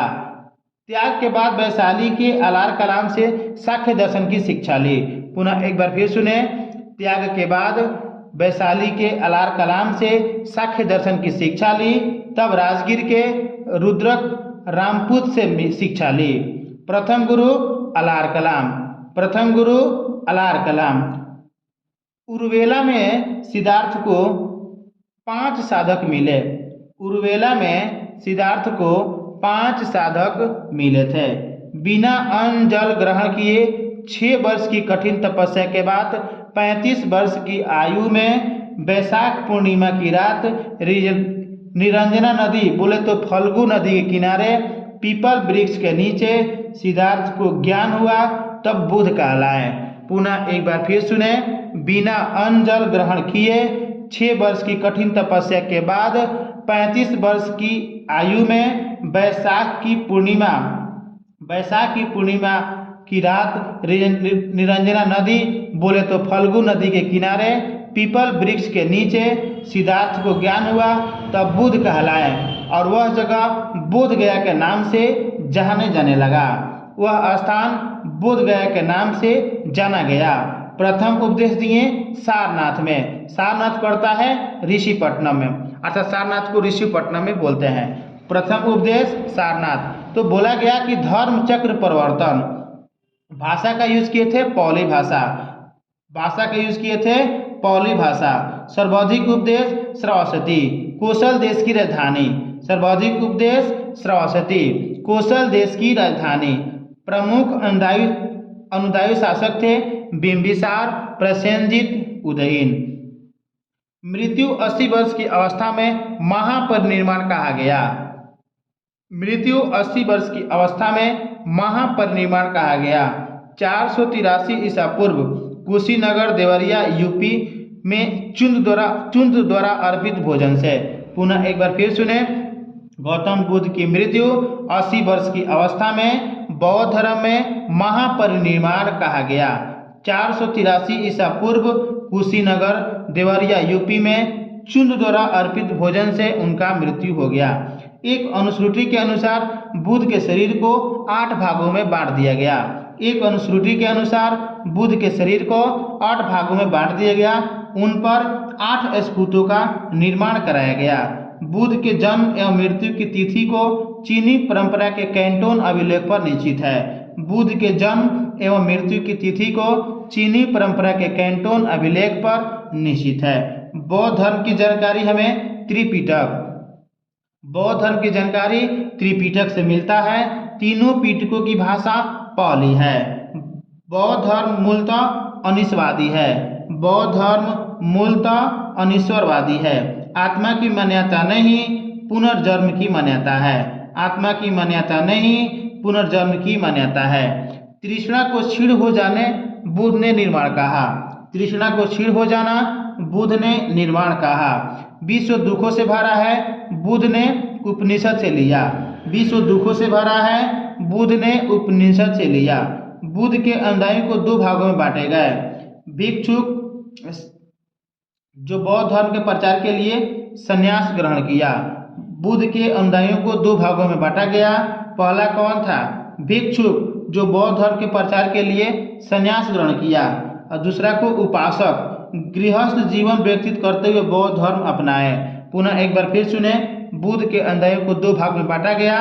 पहला भिक्षुक जो बौद्ध धर्म के प्रचार के लिए संन्यास ग्रहण किया, दूसरा उपासक गृहस्थ जीवन व्यतीत करते हुए बौद्ध धर्म अपनाए। बौद्ध धर्म में शामिल के लिए न्यूनतम एज 15 वर्ष। बौद्ध धर्म में शामिल के लिए न्यूनतम एज 15 वर्ष। बौद्ध धर्म में त्रिरत्न बुद्ध धम्म संघ। बौद्ध धर्म के त्रिरत्न बुद्ध धम्म संघ। चतुर्थ बौद्ध संगीति के बाद बौद्ध धर्म 2 भागों में बंट गया। चतुर्थ बौद्ध संगीति के बाद बौद्ध धर्म 2 भागों में बंट गया। हीनयान, महायान। हीनयान, महायान। हम जानेंगे बौद्ध सभाएं। 4 बौद्ध संगीतियाँ हुआ था। 4 गो बौद्ध संगीतियाँ हुआ था। तो पहला राजगीर में, दूसरा वैशाली में, तीसरा पाटलिपुत्र, चौथा कुंडलवन। अब इसका एग्जाम में अध्यक्ष और उसका शासनकाल भी पूछता है। तो पहला जब बौद्ध संगीत हुआ था 483 ईसा पूर्व में राजगीर में, अध्यक्ष महाकश्यप, शासनकाल किनका था? अजात शत्रु का था। पुनः एक बार फिर सुने। प्रथम बौद्ध संगीति 483 ईसा पूर्व, स्थान राजगिरी, महाकश्यप अध्यक्ष, शासनकाल अजातशत्रु। द्वितीय बौद्ध संगीति 383 ईसा पूर्व, स्थान वैशाली, अध्यक्ष साबाकामी और शासनकाल अशोक का था। पुनः एक बार फिर सुने। द्वितीय बौद्ध संगीति 383 ईसा पूर्व, स्थान वैशाली, सबाकामी अध्यक्ष, शासनकाल कालाशोक। तीसरा बौद्ध संगीति 255 ईसा पूर्व में पाटलिपुत्र में हुआ था। मोगलीपुत्र अध्यक्ष थे और शासनकाल किनका था? अशोक का था। पुनः एक बार फिर सुने। तृतीय बौद्ध संगीति 255 ईसा पूर्व, स्थान पाटलिपुत्र, मोगलीपुत्र अध्यक्ष, अशोक का शासनकाल था। और चौथा बौद्ध संगीति कुंडलवन में हुआ था, अध्यक्ष वसुमित्र, कनिष्क का समय। अर्थात शॉर्टकट में बात किया जाए तो पहला बौद्ध संगीति राजगिरी, अध्यक्ष महाकश्यप, शासनकाल अजातशत्रु। द्वितीय वैशाली, अध्यक्ष सबाकामी, शासनकाल कालाशोक। तृतीय पाटलिपुत्र, अध्यक्ष मोगलीपुत्र, शासनकाल अशोक। और चतुर्थ कुंडलवन, वसुमित्र अध्यक्ष, शासनकाल कनिष्क। धार्मिक जुलूस का प्रारंभ बौद्ध धर्म से हुआ। धार्मिक जुलूस का प्रारंभ बौद्ध धर्म से। पवित्र त्यौहार वैशाख पूर्णिमा। पवित्र त्यौहार वैशाख पूर्णिमा। जन्म, ज्ञान और मृत्यु भी इसी दिन हुआ था। दुखों से मुक्ति है तो बुद्ध ने अष्टांगिक मार्ग की बात कही। दुखों से मुक्ति है तो बुद्ध ने अष्टांगिक मार्ग की बात कही। बौद्ध धर्म का परम लक्ष्य निर्माण, दीपक का बुझ जाना। बौद्ध धर्म का परम लक्ष्य निर्माण, दीपक का बुझ जाना। इसका अर्थ होता था जीवन मरण चक्र से मुक्ति हो जाना। बुद्ध ने मध्यम मार्ग का उपदेश दिया था। बुद्ध ने मध्यम मार्ग का उपदेश दिया था। बौद्ध धर्म जैन धर्म में समानता है अनिश्वरवाद के संबंध में। बोधिसत्व की अवतार मनुष्य या पशुओं के रूप में भी हो सकता है। बोधिसत्व की अवतार मनुष्य या पशुओं के रूप में भी हो सकता है। सर्वाधिक बुद्ध मूर्ति गांधार शैली। सर्वाधिक बुद्ध मूर्ति गांधार शैली। लेकिन प्रथम बुद्ध मूर्ति मथुरा शैली। हम जानेंगे शैव धर्म। शिवलिंग उपासना की प्रारंभिक प्रत्यक्ष साक्ष्य हड़प्पा से मिला है। शिवलिंग उपासना की प्रारंभिक प्रत्यक्ष साक्ष्य हड़प्पा से। ऋग्वेद में शिव को रुद्र कहा गया है। ऋग्वेद में शिव को रुद्र कहा गया है। अथर्ववेद में भव, पशुपति, भूपति कहा गया है। पुनः एक बार फिर सुने। ऋग्वेद में शिव को रुद्र, अथर्ववेद में भव, पशुपति, भूपति कहा गया है। लिंग पूजा का पहला स्पष्ट वर्णन मत्स्य पुराण में। लिंग पूजा का पहला स्पष्ट वर्णन मत्स्य पुराण में। लिंगायत संप्रदाय दक्षिण में प्रचलित थी। लिंगायत संप्रदाय दक्षिण में प्रचलित थी। लिंगायतों का धार्मिक ग्रंथ शून्य संपादने। लिंगायतों का धार्मिक ग्रंथ शून्य संपादने। कैलाश मंदिर राष्ट्रकूट वंश एलोरा में बनवाए थे। कैलाश मंदिर राष्ट्रकूट वंश एलोरा में बनवाए थे। राजराजेश्वर मंदिर, जिसका सेकेंड नाम बृहदेश्वर मंदिर, राजराज प्रथम बनवाए थे। राजराजेश्वर मंदिर या बृहदेश्वर मंदिर राजराज प्रथम बनवाए थे। बृहदेश्वर मंदिर चोल शासक तंजौर में। बृहदेश्वर मंदिर चोल शासक तंजौर में। वैष्णव धर्म संस्थापक कृष्ण, स्थान मथुरा। वैष्णव धर्म संस्थापक मथुरा, संस्थापक कृष्ण, स्थान मथुरा। कृष्ण का सर्वप्रथम उल्लेख छंदो उपनिषद देवकी पुत्र के रूप में हुआ है। विष्णु का 10 अवतार का उल्लेख मत्स्य पुराण में। विष्णु का 10 अवतार का उल्लेख मत्स्य पुराण में। पुनः एक बार फिर सुने। वैष्णव धर्म संस्थापक कृष्ण, स्थान मथुरा। कृष्ण का सर्वप्रथम उल्लेख छंदो उपनिषद देवकी पुत्र के रूप में हुआ है। विष्णु का 10 अवतार का उल्लेख मत्स्य पुराण में। विष्णु का बड़ा अवतार प्रसिद्ध था। विष्णु का बड़ा अवतार प्रसिद्ध था। विष्णु के सुदर्शन चक्र में 6 तीलियां हैं। विष्णु के सुदर्शन चक्र में 6 तीलियां हैं। अंकोर वाट मंदिर कंबोडिया में। अंकोर वाट मंदिर कंबोडिया में है। सूर्य वर्मन द्वितीय ने बनवाए थे। विष्णु भगवान के लिए समर्पित है। पुनः एक बार फिर सुने। विष्णु के सुदर्शन चक्र में 6 तीलियां हैं। अंकोर वाट मंदिर कंबोडिया में। सूर्य वर्मन द्वितीय या सेकेंड विष्णु भगवान को समर्पित है। जानेंगे इस्लाम धर्म के बारे में। संस्थापक मोहम्मद साहब। जन्म कहाँ हुआ था? 570 में मक्का में। पिता का नाम अब्दुल्ला, माता का नाम अमीना। पिता का नाम अब्दुल्ला, माता का नाम अमीना। ज्ञान कब हुआ? 610 मक्का के पास हीरा नामक गुफा में। शादी 25 वर्ष में खदीजा नामक विधवा से, पुत्री फातिमा, दामाद अली, पवित्र ग्रंथ कुरान अरबी भाषा में, कुरान 114 अध्यायों में बटा है। मोहम्मद साहब का उत्तराधिकारी खलीफा पद 1924 तक रहा। 1924 में मुस्तफ़ा कमल पाशा ने समाप्त कर दिया, तुर्की शासक था। इब्न इसाक ने पैगंबर साहब का जीवन चरित्र लिखा। इब्न इसाक ने मोहम्मद साहब का जीवन चरित्र लिखा। मोहम्मद साहब का जन्म ईद उलाद नबी पर मनाते हैं। मोहम्मद साहब का जन्म दिन ईद ए मिलाद उद नबी। मोहम्मद साहब का जन्म दिन ईद ए मिलाद उद नबी। भारत में इस्लाम का आगमन अरबों द्वारा हुआ था। भारत में इस्लाम का आगमन अरबों द्वारा हुआ था। 712 में अरबों ने सिंध जीत लिया तथा इसी क्षेत्र में अर्थात भारत में इस्लाम एक महत्वपूर्ण धर्म बन गया। 712 ईस्वी में अरबों ने सिंध जीत लिया तथा इसी क्षेत्र अर्थात भारत में इस्लाम का एक महत्वपूर्ण धर्म सेंटर बन गया अर्थात धर्म बन गया। मोहम्मद साहब का जन्म मृत्यु 632 मदीना में दफन हो गया उनका। मोहम्मद साहब का मृत्यु 632 में मदीना में दफन हो गए। मृत्यु के बाद शिया और सुन्नी में बट गए। सुन्नी सुन्ना में विश्वास किया करते थे और शिया अली की शिक्षा पर। सुन्नी सुन्ना में विश्वास करते थे, शिया अली की शिक्षा पर। अली की हत्या 661 में अली का पुत्र हुसैन की हत्या 680 करबला में कर दिया गया। करबला पड़ता है इराक में। अब हम जानेंगे ईसाई धर्म के बारे में। ईसाई धर्म के संस्थापक ईसा मसीह। ईसाई धर्म के संस्थापक ईसा मसीह। ग्रंथ क्या है? बाइबिल। जन्म बैथलेहम में, माता का नाम मेरी और पिता जोसेफ थे। पुनः एक बार फिर सुने, ईसाई धर्म संस्थापक ईसा मसीह, ग्रंथ बाइबिल, जन्म बैथलेहम, माता मेरी, पिता जोसेफ, दो शिष्य थे एंड्रूज एंड पीटर्स। सूली पर चढ़ाने वाला गवर्नर कौन थे? पोर्टियस। और ईसाइयों का पवित्र चिन्ह क्रॉस का चिन्ह। जानेंगे पारसी धर्म। संस्थापक पैगंबर जरथुस ईरानी थे। धार्मिक ग्रंथ जेद अवस्था। अग्नि पूजा उनका पूजक। ठीक है। अब जानेंगे मगध का उत्कर्षण। संस्थापक बृहद्रथ, मगध के प्राचीन वंश। पुनः एक बार फिर सुने, मगध का उत्कर्षण, संस्थापक बृहद्रथ, मगध के प्राचीन वंश। राजधानी राजगिरी। बृहद्रथ का पुत्र जरासंध। बृहद्रथ का पुत्र कौन था? जरासंध। हर्यक वंश के संस्थापक बिंबिसार।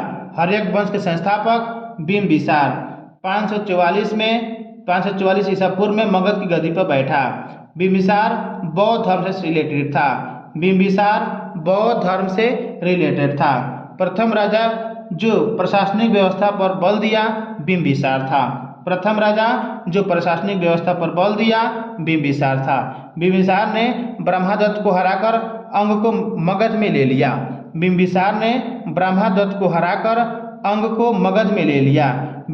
की राजधानी राजगिरी। 52 वर्ष इनका शासनकाल था। बुद्ध की सेवा में बिंबिसार ने जीवक को भेजा था। बिंबिसार की हत्या उनका पुत्र अजातशत्रु के द्वारा 493 ईसा पूर्व मगध की गद्दी पर बैठ गए। अजातशत्रु का उपनाम कुणिक था। अजातशत्रु प्रारंभिक में जैन धर्म का अनुयायी था और उनका शासनकाल है 32 वर्ष। अजातशत्रु के सुयोग्य मंत्री हर्षकार की सहायता से अजातशत्रु वैशाली पर विजय पाया था। पुनः एक बार फिर सुने, अजातशत्रु प्रारंभ में जैन धर्म का अनुयायी था। 32 वर्ष उनका शासनकाल है। अजातशत्रु के सुयोग्य मंत्री हर्षकार की सहायता से अजातशत्रु वैशाली पर विजय पाया। 461 ईसा पूर्व में पिता की हत्या कर उदयन गद्दी पर बैठ गया। पाटलिपुत्र के संस्थापक उदयन। उदयन का पुत्र नागदशक। हर्यक वंश का अंतिम राजा नागदशक। शिशुनाग का उत्तराधिकारी कालाशोक। शिशुनाग का उत्तराधिकारी कालाशोक। शिशुनाग वंश का अंतिम राजा नंदीवर्धन। शिशुनाग वंश का अंतिम राजा नंदीवर्धन। नंद वंश के संस्थापक महापद्मनंद। नंद वंश के संस्थापक महापद्मनंद। नंद वंश का अंतिम शासक घानानंद। नंद वंश का अंतिम शासक घानानंद। घानानंद सिकंदर के समकालीन थे। घानानंद सिकंदर के समकालीन थे। घानानंद को हराकर चंद्रगुप्त मौर्य ने मगध पर मौर्य वंश की स्थापना की। घानानंद को हराकर चंद्रगुप्त मौर्य ने मगध पर मौर्य वंश की स्थापना की। शिशु वंश की स्थापना शिशुनाग किए थे। शिशुनाग वंश की स्थापना शिशुनाग किए थे और राजधानी पाटलिपुत्र से वैशाली लाए। राजधानी पाटलिपुत्र से राजधानी लाए। कालाशोक पुनः वैशाली से पाटलिपुत्र लाया। पुनः एक बार फिर सुने, शिशुनाग वंश की स्थापना शिशुनाग, राजधानी पाटलिपुत्र से वैशाली लाए। कालाशोक पुनः वैशाली से पाटलिपुत्र लाए। अब हम जानेंगे सिकंदर के बारे में। सिकंदर का जन्म 356 ईसा पूर्व। पिता का नाम फिलिप था। फिलिप 359 ईसा पूर्व मकदूनिया का शासक बना। फिलिप 359 ईसा पूर्व मकदूनिया का शासक बना। सिकंदर अरस्तु का शिष्य था।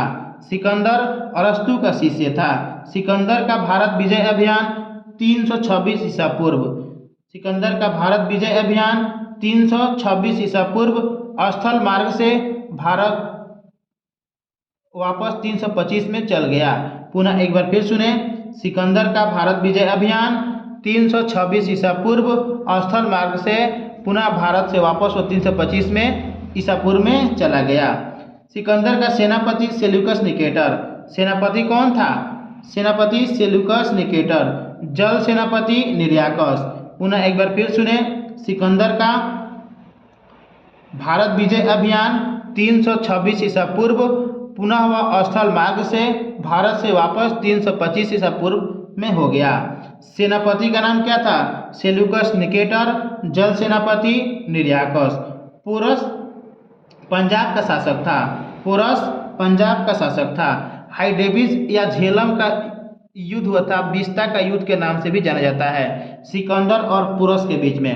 पुनः एक बार फिर सुने, हाइडेबिस, झेलम या बिस्ता का युद्ध सिकंदर साथ किनका था? पोरस का। सिकंदर की सेना ब्यास नदी के पश्चिमी तट पर पहुंचकर पार करने से इनकार कर दिया। पुनः एक बार फिर सुने, सिकंदर के साथ सिकंदर और पोरस के बीच में युद्ध हुआ था, जिसको हाइडेबिस का युद्ध, झेलम या बिस्ता के युद्ध के नाम से जाना गया। सिकंदर की सेना ब्यास नदी के पश्चिमी तट पर पहुंचकर पार करने से इनकार कर दिया। सिकंदर की मृत्यु 323 ईसा पूर्व बेबीलोन में 33 वर्ष की अवस्था में। सिकंदर की मृत्यु 323 ईसा पूर्व बेबीलोन में 33 वर्ष की अवस्था में। घोड़ा का नाम क्या था? बहुफला। झेलम नदी के तट पर बहुफला नगर बसाया था। घोड़ा का नाम बहुफला।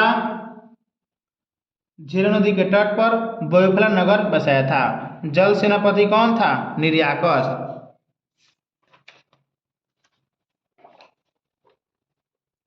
मौर्य वंश। मौर्य वंश के संस्थापक चंद्रगुप्त मौर्य। मौर्य वंश के संस्थापक चंद्रगुप्त मौर्य। जन्म 345 ईसा पूर्व। जन्म 345 ईसा पूर्व। मुद्राक्षस के लेखक विशाख दत्त। मुद्राक्षस के लेखक विशाख दत्त। घानानंद को हराने में चाणक्य ने चंद्रगुप्त मौर्य की मदद की थी, जो बाद में चंद्रगुप्त मौर्य की प्रधानमंत्री बना। पुनः एक बार फिर सुने, घानानंद को हराने में चाणक्य ने चंद्रगुप्त मौर्य की मदद की थी, जो बाद में चंद्रगुप्त मौर्य की प्रधानमंत्री बना। चाणक्य का अन्य नाम कौटिल्य विष्णुगुप्त। चाणक्य का अन्य नाम कौटिल्य विष्णुगुप्त। पुस्तक का नाम क्या है? अर्थशास्त्र, राजनीतिक से संबंधित है। चाणक्य का पुस्तक अर्थशास्त्र राजनीतिक से संबंधित है। चंद्रगुप्त मगध की गद्दी पर 322 ईसा पूर्व में बैठा। चंद्रगुप्त मगध की गद्दी पर 322 ईसा पूर्व में बैठा। चंद्रगुप्त ने अंतिम समय बिताया था श्रवणबेलगोला कर्नाटक में। चंद्रगुप्त ने अंतिम समय बिताया था कहाँ? श्रवणबेलगोला कर्नाटक में। चंद्रगुप्त ने 305 ईसा पूर्व में सेल्यूकस निकेटर को हराया। चंद्रगुप्त ने 305 ईसा पूर्व में सेल्यूकस निकेटर को हराया। सेल्यूकस निकेटर ने अपनी पुत्री कार्लिनिया की शादी चंद्रगुप्त मौर्य से कर दी। पुनः एक बार फिर सुने, चंद्रगुप्त मौर्य ने 305 ईसा पूर्व में सेल्यूकस निकेटर को हराया। सेल्यूकस निकेटर ने अपनी पुत्री कार्लिनिया की शादी चंद्रगुप्त मौर्य से कर दी और संधि के अनुसार 4 प्रांत काबुल, कंधार, हेरात, मकरान चंद्रगुप्त को दे दिए। चंद्रगुप्त मौर्य ने भद्रबाहु से जैन धर्म की शिक्षा ली। चंद्रगुप्त मौर्य ने भद्रबाहु से जैन धर्म की शिक्षा ली। मेगास्थनीज सेल्यूकस निकेटर का राजदूत था, चंद्रगुप्त के दरबार में आया था। पुनः एक बार फिर सुने, मेगास्थनीज सेल्यूकस निकेटर का राजदूत था जो चंद्रगुप्त मौर्य के दरबार में आया था। मेगास्थनीज का पुस्तक का नाम इंडिका। मेगास्थनीज का पुस्तक का नाम इंडिका। चंद्रगुप्त मौर्य और सेल्यूकस के बीच युद्ध का वर्णन एम्पियानस ने किया। चंद्रगुप्त मौर्य और सेल्यूकस के बीच युद्ध का वर्णन एम्पियानस ने किया। चंद्रगुप्त मौर्य और सेल्यूकस के बीच युद्ध का वर्णन एम्पियानस ने किया। चंद्रगुप्त मौर्य ने सेल्यूकस को 500 हाथी उपहार में दिया था। चंद्रगुप्त मौर्य ने सेल्यूकस को 500 हाथी उपहार में दिया था। फ्लूटार्क के अनुसार चंद्रगुप्त मौर्य की हत्या अर्थात मृत्यु स्वर्णबेलगोला में उपवास के दौरान हो गया था। पुनः एक बार फिर सुने, चंद्रगुप्त मौर्य की मृत्यु स्वर्णबेलगोला में उपवास के दौरान 298 ईसा पूर्व में हो गया था।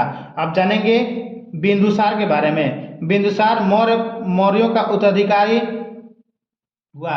बिंदुसार को अमित्रघात शत्रु विनाशक के रूप में जाना जाता है। बिंदुसार अमित्रघात शत्रु विनाशक के रूप में जाना जाता है। बिंदुसार अजीवक संप्रदाय का अनुदायी था। बिंदुसार को भद्रसार वायु पुराण में कहा गया है। बिंदुसार को भद्रसार वायु पुराण में कहा गया है। बिंदुसार सिंहसेन जैन ग्रंथ से संबंधित है। बिंदुसार के समय तक्षशिला में हुए 2 विद्रोह का वर्णन। विद्रोह के दबाने हेतु तो बिंदुसार ने पहले सुसीम और बाद में अशोक को भेजा। पुनः एक बार फिर सुने, बिंदुसार के समय तक्षशिला में हुए 2 विद्रोह का वर्णन है। विद्रोह को दबाने के लिए सबसे पहले सुसीम और बाद में अशोक को भेजा। बिंदुसार को 16 राज्यों का विजेता बताया गया है। बिंदुसार को 16 राज्यों का विजेता बताया गया है। बौद्ध विद्वान तारानाथ बताया था। अशोक के बारे में जानेंगे। बिंदुसार का उत्तराधिकारी अशोक। बिंदुसार का उत्तराधिकारी अशोक मगध की गद्दी पर बैठा 259 ईसा पूर्व में 69 ईसा पूर्व में पुनः एक बार फिर सुने, बिंदुसार का उत्तराधिकारी अशोक 269 ईसा पूर्व में मगध की गद्दी पर बैठा था। अशोक का माता क्या नाम था? शुभदांगी। गद्दी पर बैठते समय अशोक अवंती का राज्यपाल था। अशोक का नाम अशोक मिलता है मौस्की एवं गुजरा अभिलेख में। पुराणों में अशोक को अशोकवर्धन कहा गया है। कलिंग आक्रमण 261 ईसा पूर्व कलिंग की राजधानी तोसली पर अधिकार हो गया।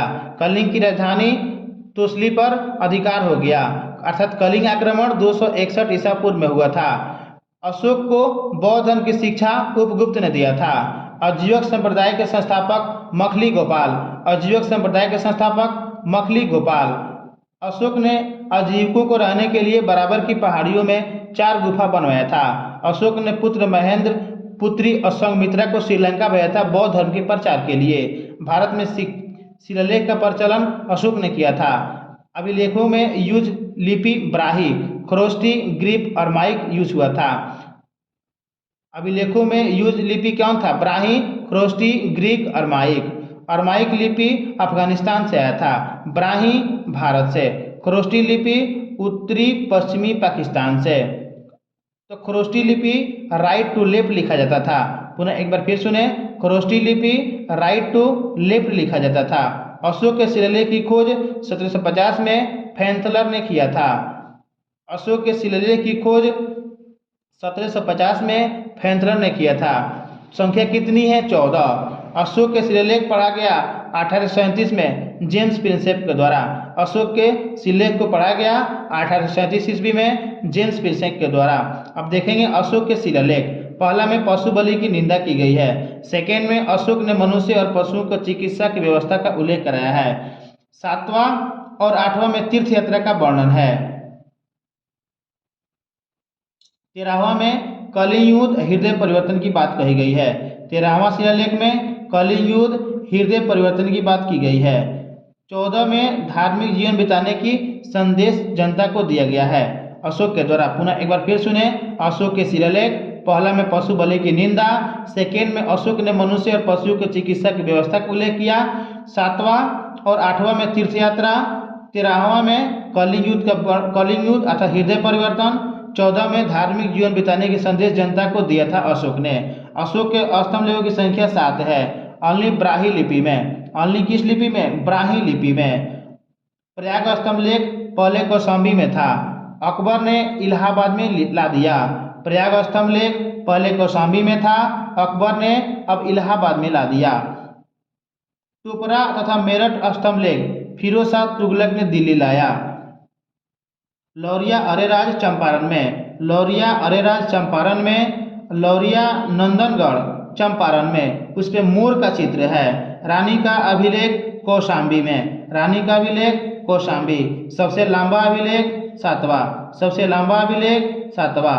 छोटा रुक्मीदेही, छोटा रुक्मीदेही। सभी मनुष्य मेरे बच्चे हैं प्रथम शिलालेख में, प्रथम सभी मनुष्य मेरे बच्चे हैं प्रथम शिलालेख में। अशोक के समय मौर्य प्रांत 5 चक्रों में बोलते थे, 5 चक्रों में। अशोक के समय मौर्य प्रांत 5 चक्रों में। प्रशासन की छोटी इकाई ग्राम, प्रशासन की छोटी इकाई ग्राम। मुखिया ग्रामीण कहलाता था। प्रशासकों में सबसे छोटा गोप था। बिक्री टैक्स था 1/10। बचाने वालों को मृत्यु दंड का प्रावधान था। एग्रोनोमोई मार्ग निर्माण का अधिकारी था, एग्रोनोमोई मार्ग निर्माण का अधिकारी था। युद्ध में सेना का नेतृत्व वाला अधिकारी नायक कहलाता था। सैन्य विभाग का बड़ा अधिकारी सेनापति। सरकारी भूमि को सीता भूमि कहते थे। नंद वंश की विनाश में चंद्रगुप्त मौर्य ने कश्मीर की राजा से हेल्प लिया था। नंद वंश की विनाश में चंद्रगुप्त मौर्य ने कश्मीर की राजा से हेल्प लिया था। मौर्य शासन 137 वर्ष तक रहा। मौर्य शासन 137 वर्ष तक रहा। मौर्य वंश का अंतिम शासक बृहद्रथ, मौर्य वंश के अंतिम शासक बृहद्रथ। अशोकाराम विहार पाटलिपुत्र में था, अशोकाराम विहार पाटलिपुत्र में था। अब जानेंगे शुंग वंश के संस्थापक पुष्यमित्र शुंग, राजधानी विदिशा। पुष्यमित्र शुंग ने हराया था मिनांडर को, पुष्यमित्र शुंग ने हराया था मिनांडर को, इंडो यूनानी शासक था। पुष्यमित्र शुंग 2 बार अश्वमेध यज्ञ पतंजलि ने भी कराया था। पुष्यमित्र शुंग ने 2 बार अश्वमेध यज्ञ कराया था, पतंजलि ने भी कराया था। बरहुत स्फुत पुष्यमित्र शुंग। शुंग वंश का अंतिम शासक देवहूति, शुंग वंश का अंतिम शासक देवहूति। देवहूति की हत्या 73 ईसा पूर्व में वासुदेव ने कर दिया और मगध की गद्दी पर कर्ण वंश की नींव डाली। कर्ण वंश के अंतिम शासक सुशर्मा। सातवाहन वंश। सुशर्मा की हत्या 60 ईसा पूर्व सिमुक ने करके सातवाहन वंश की नींव डाली। सुशर्मा की हत्या 60 ईसा पूर्व में सिमुक ने करके सातवाहन वंश की नींव डाली। सातवाहनों की राजधानी प्रतिष्ठान में, गोदावरी नदी के किनारे। सातवाहनों की राजधानी प्रतिष्ठान, गोदावरी नदी के किनारे। सतकर्णी ने 2 अश्वमेध तथा 1 राजयुग यज्ञ किया था। प्रसिद्ध साहित्यकार हाल और कुणाल रहते थे। इनका मुद्रा क्या था? चांदी, तांबा, कांसा। इनका मुद्रा चांदी, तांबा, कांसा। और ढालने में शीशा का भी यूज किया करते थे। सर्वाधिक मुद्रा शीशा का चलाएं, सर्वाधिक मुद्रा शीशा का। पहली बार ब्राह्मणों की भूमि दान देना शुरू किया था सातवाहन शासकों ने। पहली बार ब्राह्मणों की भूमि दान देना शुरू किया सातवाहन शासकों ने। भूमि दान का प्राचीन पूरा लेखीय प्रमाण नानाघाट अभिलेख से। सातवाहन राजा ने उत्तर दक्षिण भारत के बीच सेतु का काम किया था। सातवाहन राजा ने उत्तर दक्षिण भारत के बीच सेतु का काम किया था। अब पढ़ेंगे चेंदी राजवंश। अशोक की मृत्यु के बाद संभवतः प्रथम शताब्दी ईसा पूर्व में कलिंग में चेंदी वंश का उदय हुआ। जानकारी हाथी गुफा अभिलेख से मिलता है। प्रतापी राजा खारवेल, प्रतापी राजा खारवेल जैन धर्म से संबंधित था। भारत में यवन राज्य। भारत पर आक्रमण करने वाले विदेशी आक्रमणकारी हिंद, यूनानी, शक, पल्लव, कुषाण। पुनः एक बार फिर सुने, भारत पर आक्रमण करने वाले विदेशी आक्रमणकारी हिंद, यूनानी, शक, पल्लव, कुषाण। सेल्यूकस का उत्तराधिकारी एंटियोकस प्रथम। सेल्यूकस का उत्तराधिकारी एंटियोकस प्रथम। बैक्टीरिया के विद्रोह का नेतृत्व डियोट्रस वन किया था। भारत पर पहली बार आक्रमण बैक्टीरिया हिंद यूनानी शासक डेमेट्रियस ने किया था। भारत पर पहली बार आक्रमण बैक्टीरिया यानी हिंद यूनानी शासक डेमेट्रियस ने किया था। इसने 190 ईसा पूर्व में भारत पर आक्रमण कर पंजाब, अफगानिस्तान एवं सिंध पर बड़े भाग पर अधिकार कर लिया। राजधानी कहाँ था? साकल। प्रसिद्ध हिंद यूनानी शासक कौन था? मिनांडर। प्रसिद्ध यूनानी शासक मिनांडर। मिनांडर नागार्जुन से बौद्ध धर्म की शिक्षा ली। मिनांडर नागार्जुन से बौद्ध धर्म की शिक्षा ली। यूनानी के बाद शक लोग आए। शक की 5 शाखाएं थी। यूनानी के बाद शक लोग आए। शक की 5 शाखाएं थी। प्रथम शक राजा मोह था। प्रथम शक राजा मोह था। शक मूलतः मध्य एशिया के निवासी थे। शक मूलतः मध्य एशिया के निवासी थे। चरगाह की खोज के लिए भारत में आ गए। 58 ईसा पूर्व में उज्जैन के एक स्थानीय राजा ने शकों को हराकर बाहर खदेड़ दिया तथा विक्रमादित्य की उपाधि ली। पुनः एक बार फिर सुने, शक मूलतः मध्य एशिया के निवासी थे। चरगाह की खोज में इंडिया आए। 58 ईसा पूर्व में उज्जैन के एक स्थानीय राजा ने शकों को हराकर बाहर खदेड़ दिया तथा विक्रमादित्य की उपाधि धारण की। शकों पर विजय के उपलक्ष्य में विक्रम संवत चलाए। शकों पर विजय के उपलक्ष्य में विक्रम संवत चलाए। सबसे विख्यात चंद्रगुप्त द्वितीय थे। सबसे विख्यात कौन थे? चंद्रगुप्त द्वितीय। शकों का प्रतापी शासक रुद्रदामन प्रथम था। शकों का प्रतापी शासक रुद्रदामन प्रथम था। सुदर्शन झील का जीर्णोद्धार कराया था? रुद्रदामन। सुदर्शन झील का जीर्णोद्धार किसने कराया था? रुद्रदामन ने। रुद्रदामन संस्कृत का बड़ा प्रेमी था। रुद्रदामन संस्कृत का बड़ा प्रेमी था। पहली बार भिक्षुक संस्कृत भाषा में लंबा अभिलेख गिरनार जारी किया। सबसे प्रसिद्ध पार्सियन राजा गोडोफिशियर था। कुषाण वंश के संस्थापक कर्णफिसेस थे। कुषाण वंश के संस्थापक कर्णफिसेस थे। प्रतापी राजा कनिष्क। प्रतापी राजा कनिष्क। राजधानी, फर्स्ट राजधानी फिरोजपुर, पेशावर और दूसरा मथुरा। पुनः एक बार फिर सुने, कुषाणों का प्रतापी राजा कनिष्क, प्रथम राजधानी फिरोजपुर या पेशावर और सेकेंड मथुरा। 78 ईसा पूर्व में गद्दी पर बैठा। संवत भारत सरकार यूज करती है। कनिष्क बौद्ध धर्म के महायान संप्रदाय का अनुयायी था। चीनी जनरल पेन चाओ ने कनिष्क को हराया था। चीनी जनरल पेन चाओ ने कनिष्क को हराया था। सोने की सर्वाधिक शुद्ध सिक्का जारी किया कुषाणों ने। सोने की सर्वाधिक शुद्ध सिक्का जारी किया कुषाणों ने। राजवैद्य चरक थे उस टाइम। राजवैद्य कौन थे? चरक थे कनिष्क के दरबार में। चरक ने चरक संहिता की रचना की। चरक ने चरक संहिता की रचना की। महाभिशाप सूत्र रत्नकार वसुमित्र। महाभिशाप सूत्र रत्नकार वसुमित्र। कनिष्क के राजकवि अश्वघोष ने बौद्धों का रामायण बुद्ध चरित्र की रचना की। कनिष्क के राजकवि अश्वघोष ने बौद्धों का रामायण बुद्ध चरित्र की रचना की। वसुमित्र पार्श्व और नागार्जुन कनिष्क के दरबार में रहते थे। भारत का आइंस्टीन नागार्जुन। भारत का आइंस्टीन नागार्जुन। पुस्तक माध्यमिक सूत्र। पुस्तक माध्यमिक सूत्र। सापेक्षता का सिद्धांत भी दिया थे। सापेक्षता के सिद्धांत भी दिए थे। कनिष्क की मृत्यु 102 ईस्वी में। कुषाण वंश का अंतिम शासक वासुदेव। कुषाण वंश का अंतिम शासक वासुदेव। कुषाण राजा देवपुत्र कहते थे या कहलाते थे। कुषाण राजा देवपुत्र कहलाते थे। यह उपाधि चीनियों ने दिया था। गांधार तथा मथुरा शैली का विकास कनिष्क के समय में हुआ था। गांधार तथा मथुरा शैली का विकास कनिष्क के समय हुआ था। तक्षशिला गांधार के लिए प्रसिद्ध था। तक्षशिला गांधार शैली के लिए प्रसिद्ध था। रेशम मार्ग पर नियंत्रण कुषाणों ने किया था। रेशम मार्ग पर नियंत्रण कुषाणों ने किया था। रेशम मार्ग का प्रारंभ कनिष्क ने किया था। कुषाण के समय सर्वाधिक विकास वास्तुकला के क्षेत्र में। कुषाण के समय सर्वाधिक विकास वास्तुकला के क्षेत्र में। बुद्ध की खड़ी प्रतिमा का निर्माण कुषाण काल में। बुद्ध की खड़ी प्रतिमा का निर्माण कुषाण काल में। गुप्त साम्राज्य संस्थापक श्री गुप्त। गुप्त साम्राज्य संस्थापक श्री गुप्त। श्री गुप्त का उत्तराधिकारी घटोत्कच। श्री गुप्त का उत्तराधिकारी घटोत्कच। गुप्त वंश का महान शासक चंद्रगुप्त प्रथम।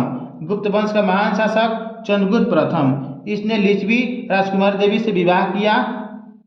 गुप्त संवत चंद्रगुप्त प्रथम चलाया। गुप्त संवत प्रथम चलाया और महाअधिराज की उपाधि ली है। चंद्रगुप्त प्रथम की उत्तराधिकारी समुद्रगुप्त। चंद्रगुप्त प्रथम की उत्तराधिकारी समुद्रगुप्त। समुद्रगुप्त ने आर्यवर्त की शासकों को तथा दक्षिणावर्त के समुद्रगुप्त ने आर्यवर्त के 9 शासकों और दक्षिणावर्त के 12 शासकों को हराया था। समुद्रगुप्त ने आर्यवर्त की 9 शासकों और दक्षिणावर्त के 12 शासकों को हराया था। इसी वजह से इन्हें भारत का नेपोलियन कहा जाने लगा। समुद्रगुप्त ने अश्वमेधकर्ता की उपाधि लिया था। समुद्रगुप्त ने अश्वमेधकर्ता की उपाधि लिया था। समुद्रगुप्त को कविराज भी कहा जाता है। समुद्रगुप्त को कविराज भी कहा जाता है। यह विष्णु का उपासक था। समुद्रगुप्त संगीत का प्रेमी था। बीणा सिक्का पर बीणा बजाते हुए फोटो दिखाया गया है। समुद्रगुप्त दरबारी कवि हरिसेन। समुद्रगुप्त का दरबारी कवि हरिसेन इलाहाबाद त्रासदी की रचनाकार किए। समुद्रगुप्त का उत्तराधिकारी चंद्रगुप्त द्वितीय। चीनी बौद्ध यात्री चंद्रगुप्त द्वितीय के समय फाहियान आया था। चीनी बौद्ध यात्री चंद्रगुप्त द्वितीय के समय फाहियान आया था। शकों पर विजय के बाद चंद्रगुप्त II ने चांदी का सिक्का चलाया। शकों पर विजय के बाद चंद्रगुप्त II ने चांदी का सिक्का चलाया। चंद्रगुप्त II का उत्तराधिकारी साब हुआ। नालंदा विश्वविद्यालय की स्थापना कुमारगुप्त ने किया था। नालंदा विश्वविद्यालय की स्थापना कुमारगुप्त। कुमारगुप्त I का उत्तराधिकारी स्कंदगुप्त। कुमारगुप्त I का उत्तराधिकारी स्कंदगुप्त। गिरनार पर्वत पर स्थित सुदर्शन झील का पुनरुद्धार किया था स्कंदगुप्त ने। हुणों का आक्रमण शुरू हुआ स्कंदगुप्त के समय। हुणों का आक्रमण शुरू हुआ स्कंदगुप्त के समय। अंतिम गुप्त शासक विष्णुगुप्त। अंतिम गुप्त शासक विष्णुगुप्त। पुलिस विभाग का मुख्य अधिकारी दंडपाशिक। साधारण वाला को चाटभाट कहा जाता था। पुलिस विभाग का मुख्य अधिकारी दंडपाशिक, साधारण वालों को चाटभाट कहा जाता था। प्रशासन की छोटी इकाई ग्राम थी। गुप्त काल में उज्जैन व्यापारी का केंद्र था। सर्वाधिक स्वर्ण मुद्रा गुप्त राजा। सर्वाधिक स्वर्ण मुद्रा गुप्त राजा। विंध्य जंगल में सबर जाति के लोग देवता को मनुष्य का मान चढ़ाते हैं। पहली बार किसी के सती होने का प्रमाण भानुगुप्त के एरन अभिलेख से मिलता है। अजंता की गुफाएं बौद्ध धर्म की महायान शाखा से जुड़ा है। गुफा की संख्या 17 के चित्र को चित्रशाला कहा गया है। इसी में बुद्ध का जन्म, जीवन, महानिष्कर्षण, महापरिनिर्वाण की घटना संबंधित है। पुनः एक बार फिर सुने, गुफा संख्या 17 के चित्र को चित्रशाला कहा गया है। इसी में बुद्ध का जन्म, जीवन, महानिष्कर्षण, महापरिनिर्वाण की घटना संबंधित है। पंचतंत्र के लेखक विष्णु शर्मा। पंचतंत्र के लेखक विष्णु शर्मा गुप्त काल में सर्वाधिक प्रचलित ग्रंथ था। आर्यों ने आर्यभट्टनीय और सूर्य सिद्धांत दिया था। आर्यभट्ट ने आर्यभट्टनीय एवं सूर्य सिद्धांत दिया था। आर्यभट्ट ने आर्यभट्टनीय एवं सूर्य सिद्धांत दिया था। गुप्त राजा की भाषा क्या थी? संस्कृत। गुप्त राजा की भाषा क्या थी? संस्कृत। गुप्त काल में चांदी को रुपया कहा गया। गुप्त काल में चांदी की सिक्का को रुपया कहा गया।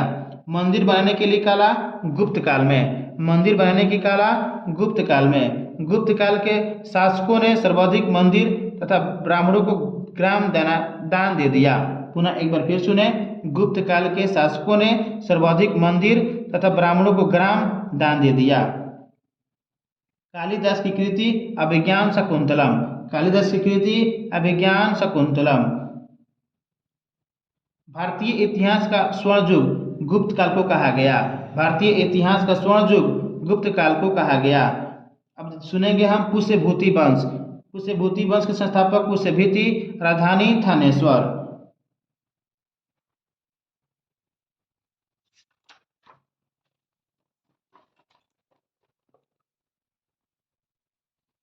हर्ष ने शशांक को हराकर कनौज पर अधिकार करके अपनी राजधानी बनाया। हर्ष और पुलकेशिन द्वितीय के बीच युद्ध नर्मदा नदी के तट पर हुआ था। हर्ष हार गया। हेनसोंग हर्षवर्धन के समय आया था। हेनसोंग हर्षवर्धन के समय आया था। हेनसोंग को नीति का पंडित, यात्रियों में राजकुमार, वर्तमान शाक्य मुनि कहते हैं। हेनसोंग को नीति का पंडित, यात्रियों में राजकुमार, वर्तमान शाक्य मुनि कहते हैं। हेनसोंग नालंदा इस विश्वविद्यालय में पढ़ने, बौद्ध ग्रंथ संग्रहित करने के उद्देश्य से आया था। हेनसोंग नालंदा विश्वविद्यालय में पढ़ने, बौद्ध ग्रंथ संग्रहित करने के उद्देश्य से भारत आया था। हर्ष के समय में नालंदा विश्वविद्यालय महायान बौद्ध धर्म का केंद्र था। हर्ष के समय में नालंदा महाविहार महायान बौद्ध धर्म का केंद्र था। हर्ष के दरबारी कवि बाणभट्ट। हर्ष के दरबारी कवि बाणभट्ट, उन्होंने हर्षचरित्र और कादम्बरी की रचना की। प्रियदर्शिका, रत्नावली, नागानंद नामक 3 संस्कृत नाटक की रचनाकार कौन है? हर्ष हैं। हर्ष को भारत का अंतिम हिंदू सम्राट कहा गया है। हर्षचरित्र में सिंचाई के लिए तुला यंत्र का उल्लेख है। हर्षचरित्र में सिंचाई के लिए तुला यंत्र अर्थात जल पंप का उल्लेख है। हर्ष के समय मथुरा सूती वस्त्र का केंद्र था। हम जानेंगे पल्लव वंश। पल्लव वंश के संस्थापक सिंह विष्णु। राजधानी कोच्चि या कोच्चिपुरम तमिलनाडु में पड़ता है। पल्लव वंश के अंतिम शासक अपराजित वर्मन। महाबलीपुरम के एकादश मंदिर, जिन्हें रथ मंदिर कहते हैं, नरसिंह वर्मन वन ने बनवाया था। रथ मंदिर की संख्या 7 है। छोटा मंदिर द्रौपदी रथ। चोल वंश का संस्थापक विद्यालय। राजधानी तंजौर। विद्यालय ने नरकेसरी की उपाधि लिया। विद्यालय ने नरकेसरी की उपाधि लिया। श्रीलंका पर आक्रमण किया राजराजवन। श्रीलंका पर आक्रमण किया राजराजवन। वहाँ के राजा कौन था? महिम फाइव। श्रीलंका पर आक्रमण किया राजराजवन। वहाँ के राजा महिम फाइव था। राजराजेश्वर मंदिर राजराजवन ने बनवाए थे। राजराजेश्वर मंदिर राजराजवन ने बनवाए थे। चोलों का सर्वाधिक विकास राजेंद्र प्रथम के समय। चोलों का अंतिम राजा राजेंद्र थीरी। चोलों का अंतिम राजा राजेंद्र थीरी। संपूर्ण चोल साम्राज्य 6 प्रांतों में डिवाइड था। राजपूत वंश दंती दुर्ग। राजपूत वंश दंती दुर्ग। राजधानी मान्यखेत। एलोरा का पहले प्रसिद्ध कैलाश मंदिर का निर्माण कृष्ण प्रथम। एलोरा के प्रसिद्ध कैलाश मंदिर का निर्माण कृष्ण प्रथम। राजपूत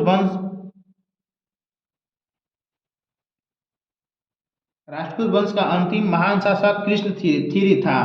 कृष्ण थीरी के दरबार में कवि पोन रहते थे। कृष्ण थीरी के दरबार में कवि पोन रहते थे। एलोरा एलिफेटा का निर्माण राष्ट्रकूट वंश के समय। एलोरा एलिफेटा का निर्माण राष्ट्रकूट वंश के समय। चालुक्य वंश। चालुक्य वंश के संस्थापक तैलप थीरी। चालुक्य वंश की स्थापना तैलप थीरी।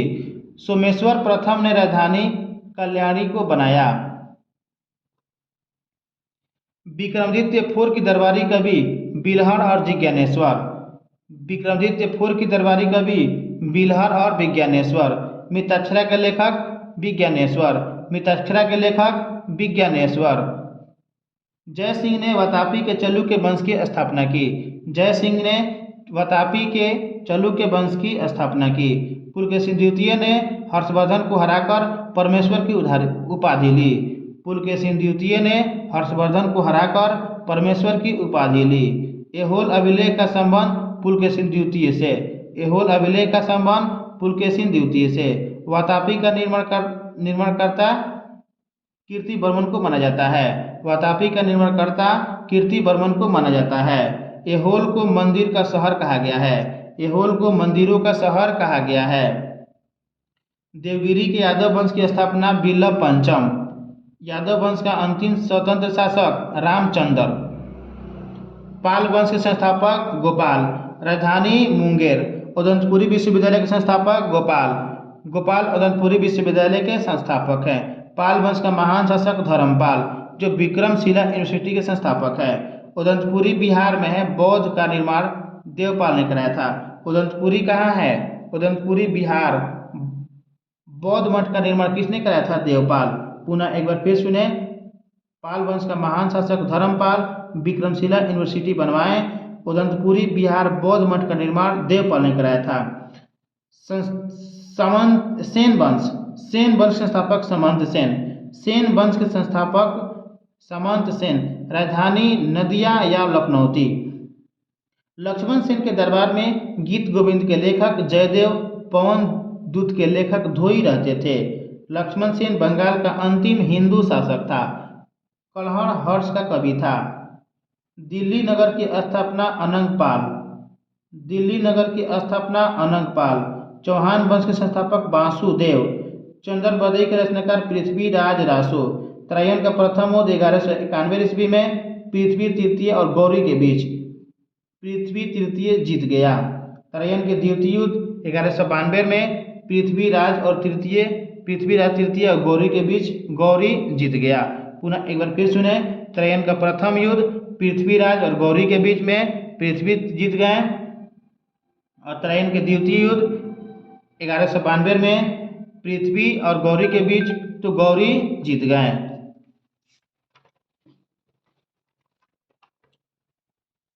चंदेल वंश संस्थापक ननुक। राजधानी खजुराहो। प्रारंभ में राजधानी कलिंजर थी जो अब महोबा बोला जाता है। राजा धंग ने राजधानी कलिंजर से खजुराहो ला दिया। चंदेल वंश का प्रतापी राजा यशोवर्मन। चंदेल वंश का प्रतापी राजा यशोवर्मन। राजा धंग ने बैजनाथ, विश्वनाथ, जिन्नाथ मंदिर का निर्माण कराया था।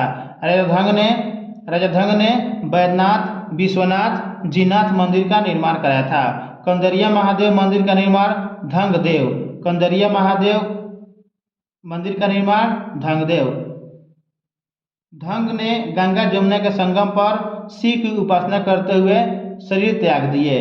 धंग ने गंगा जमुना के संगम पर शिव की उपासना करते हुए शरीर त्याग दिए। आल्हा उदल दो सेनापति परमरदेव के दरबार में रहते थे।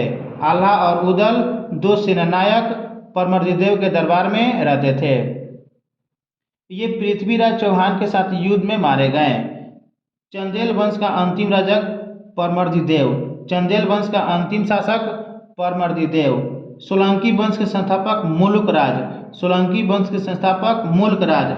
महमूद गजनी ने सोमनाथ मंदिर पर आक्रमण किया भीम प्रथम के शासनकाल में। महमूद गजनी ने सोमनाथ मंदिर पर आक्रमण किया भीम प्रथम के समय में।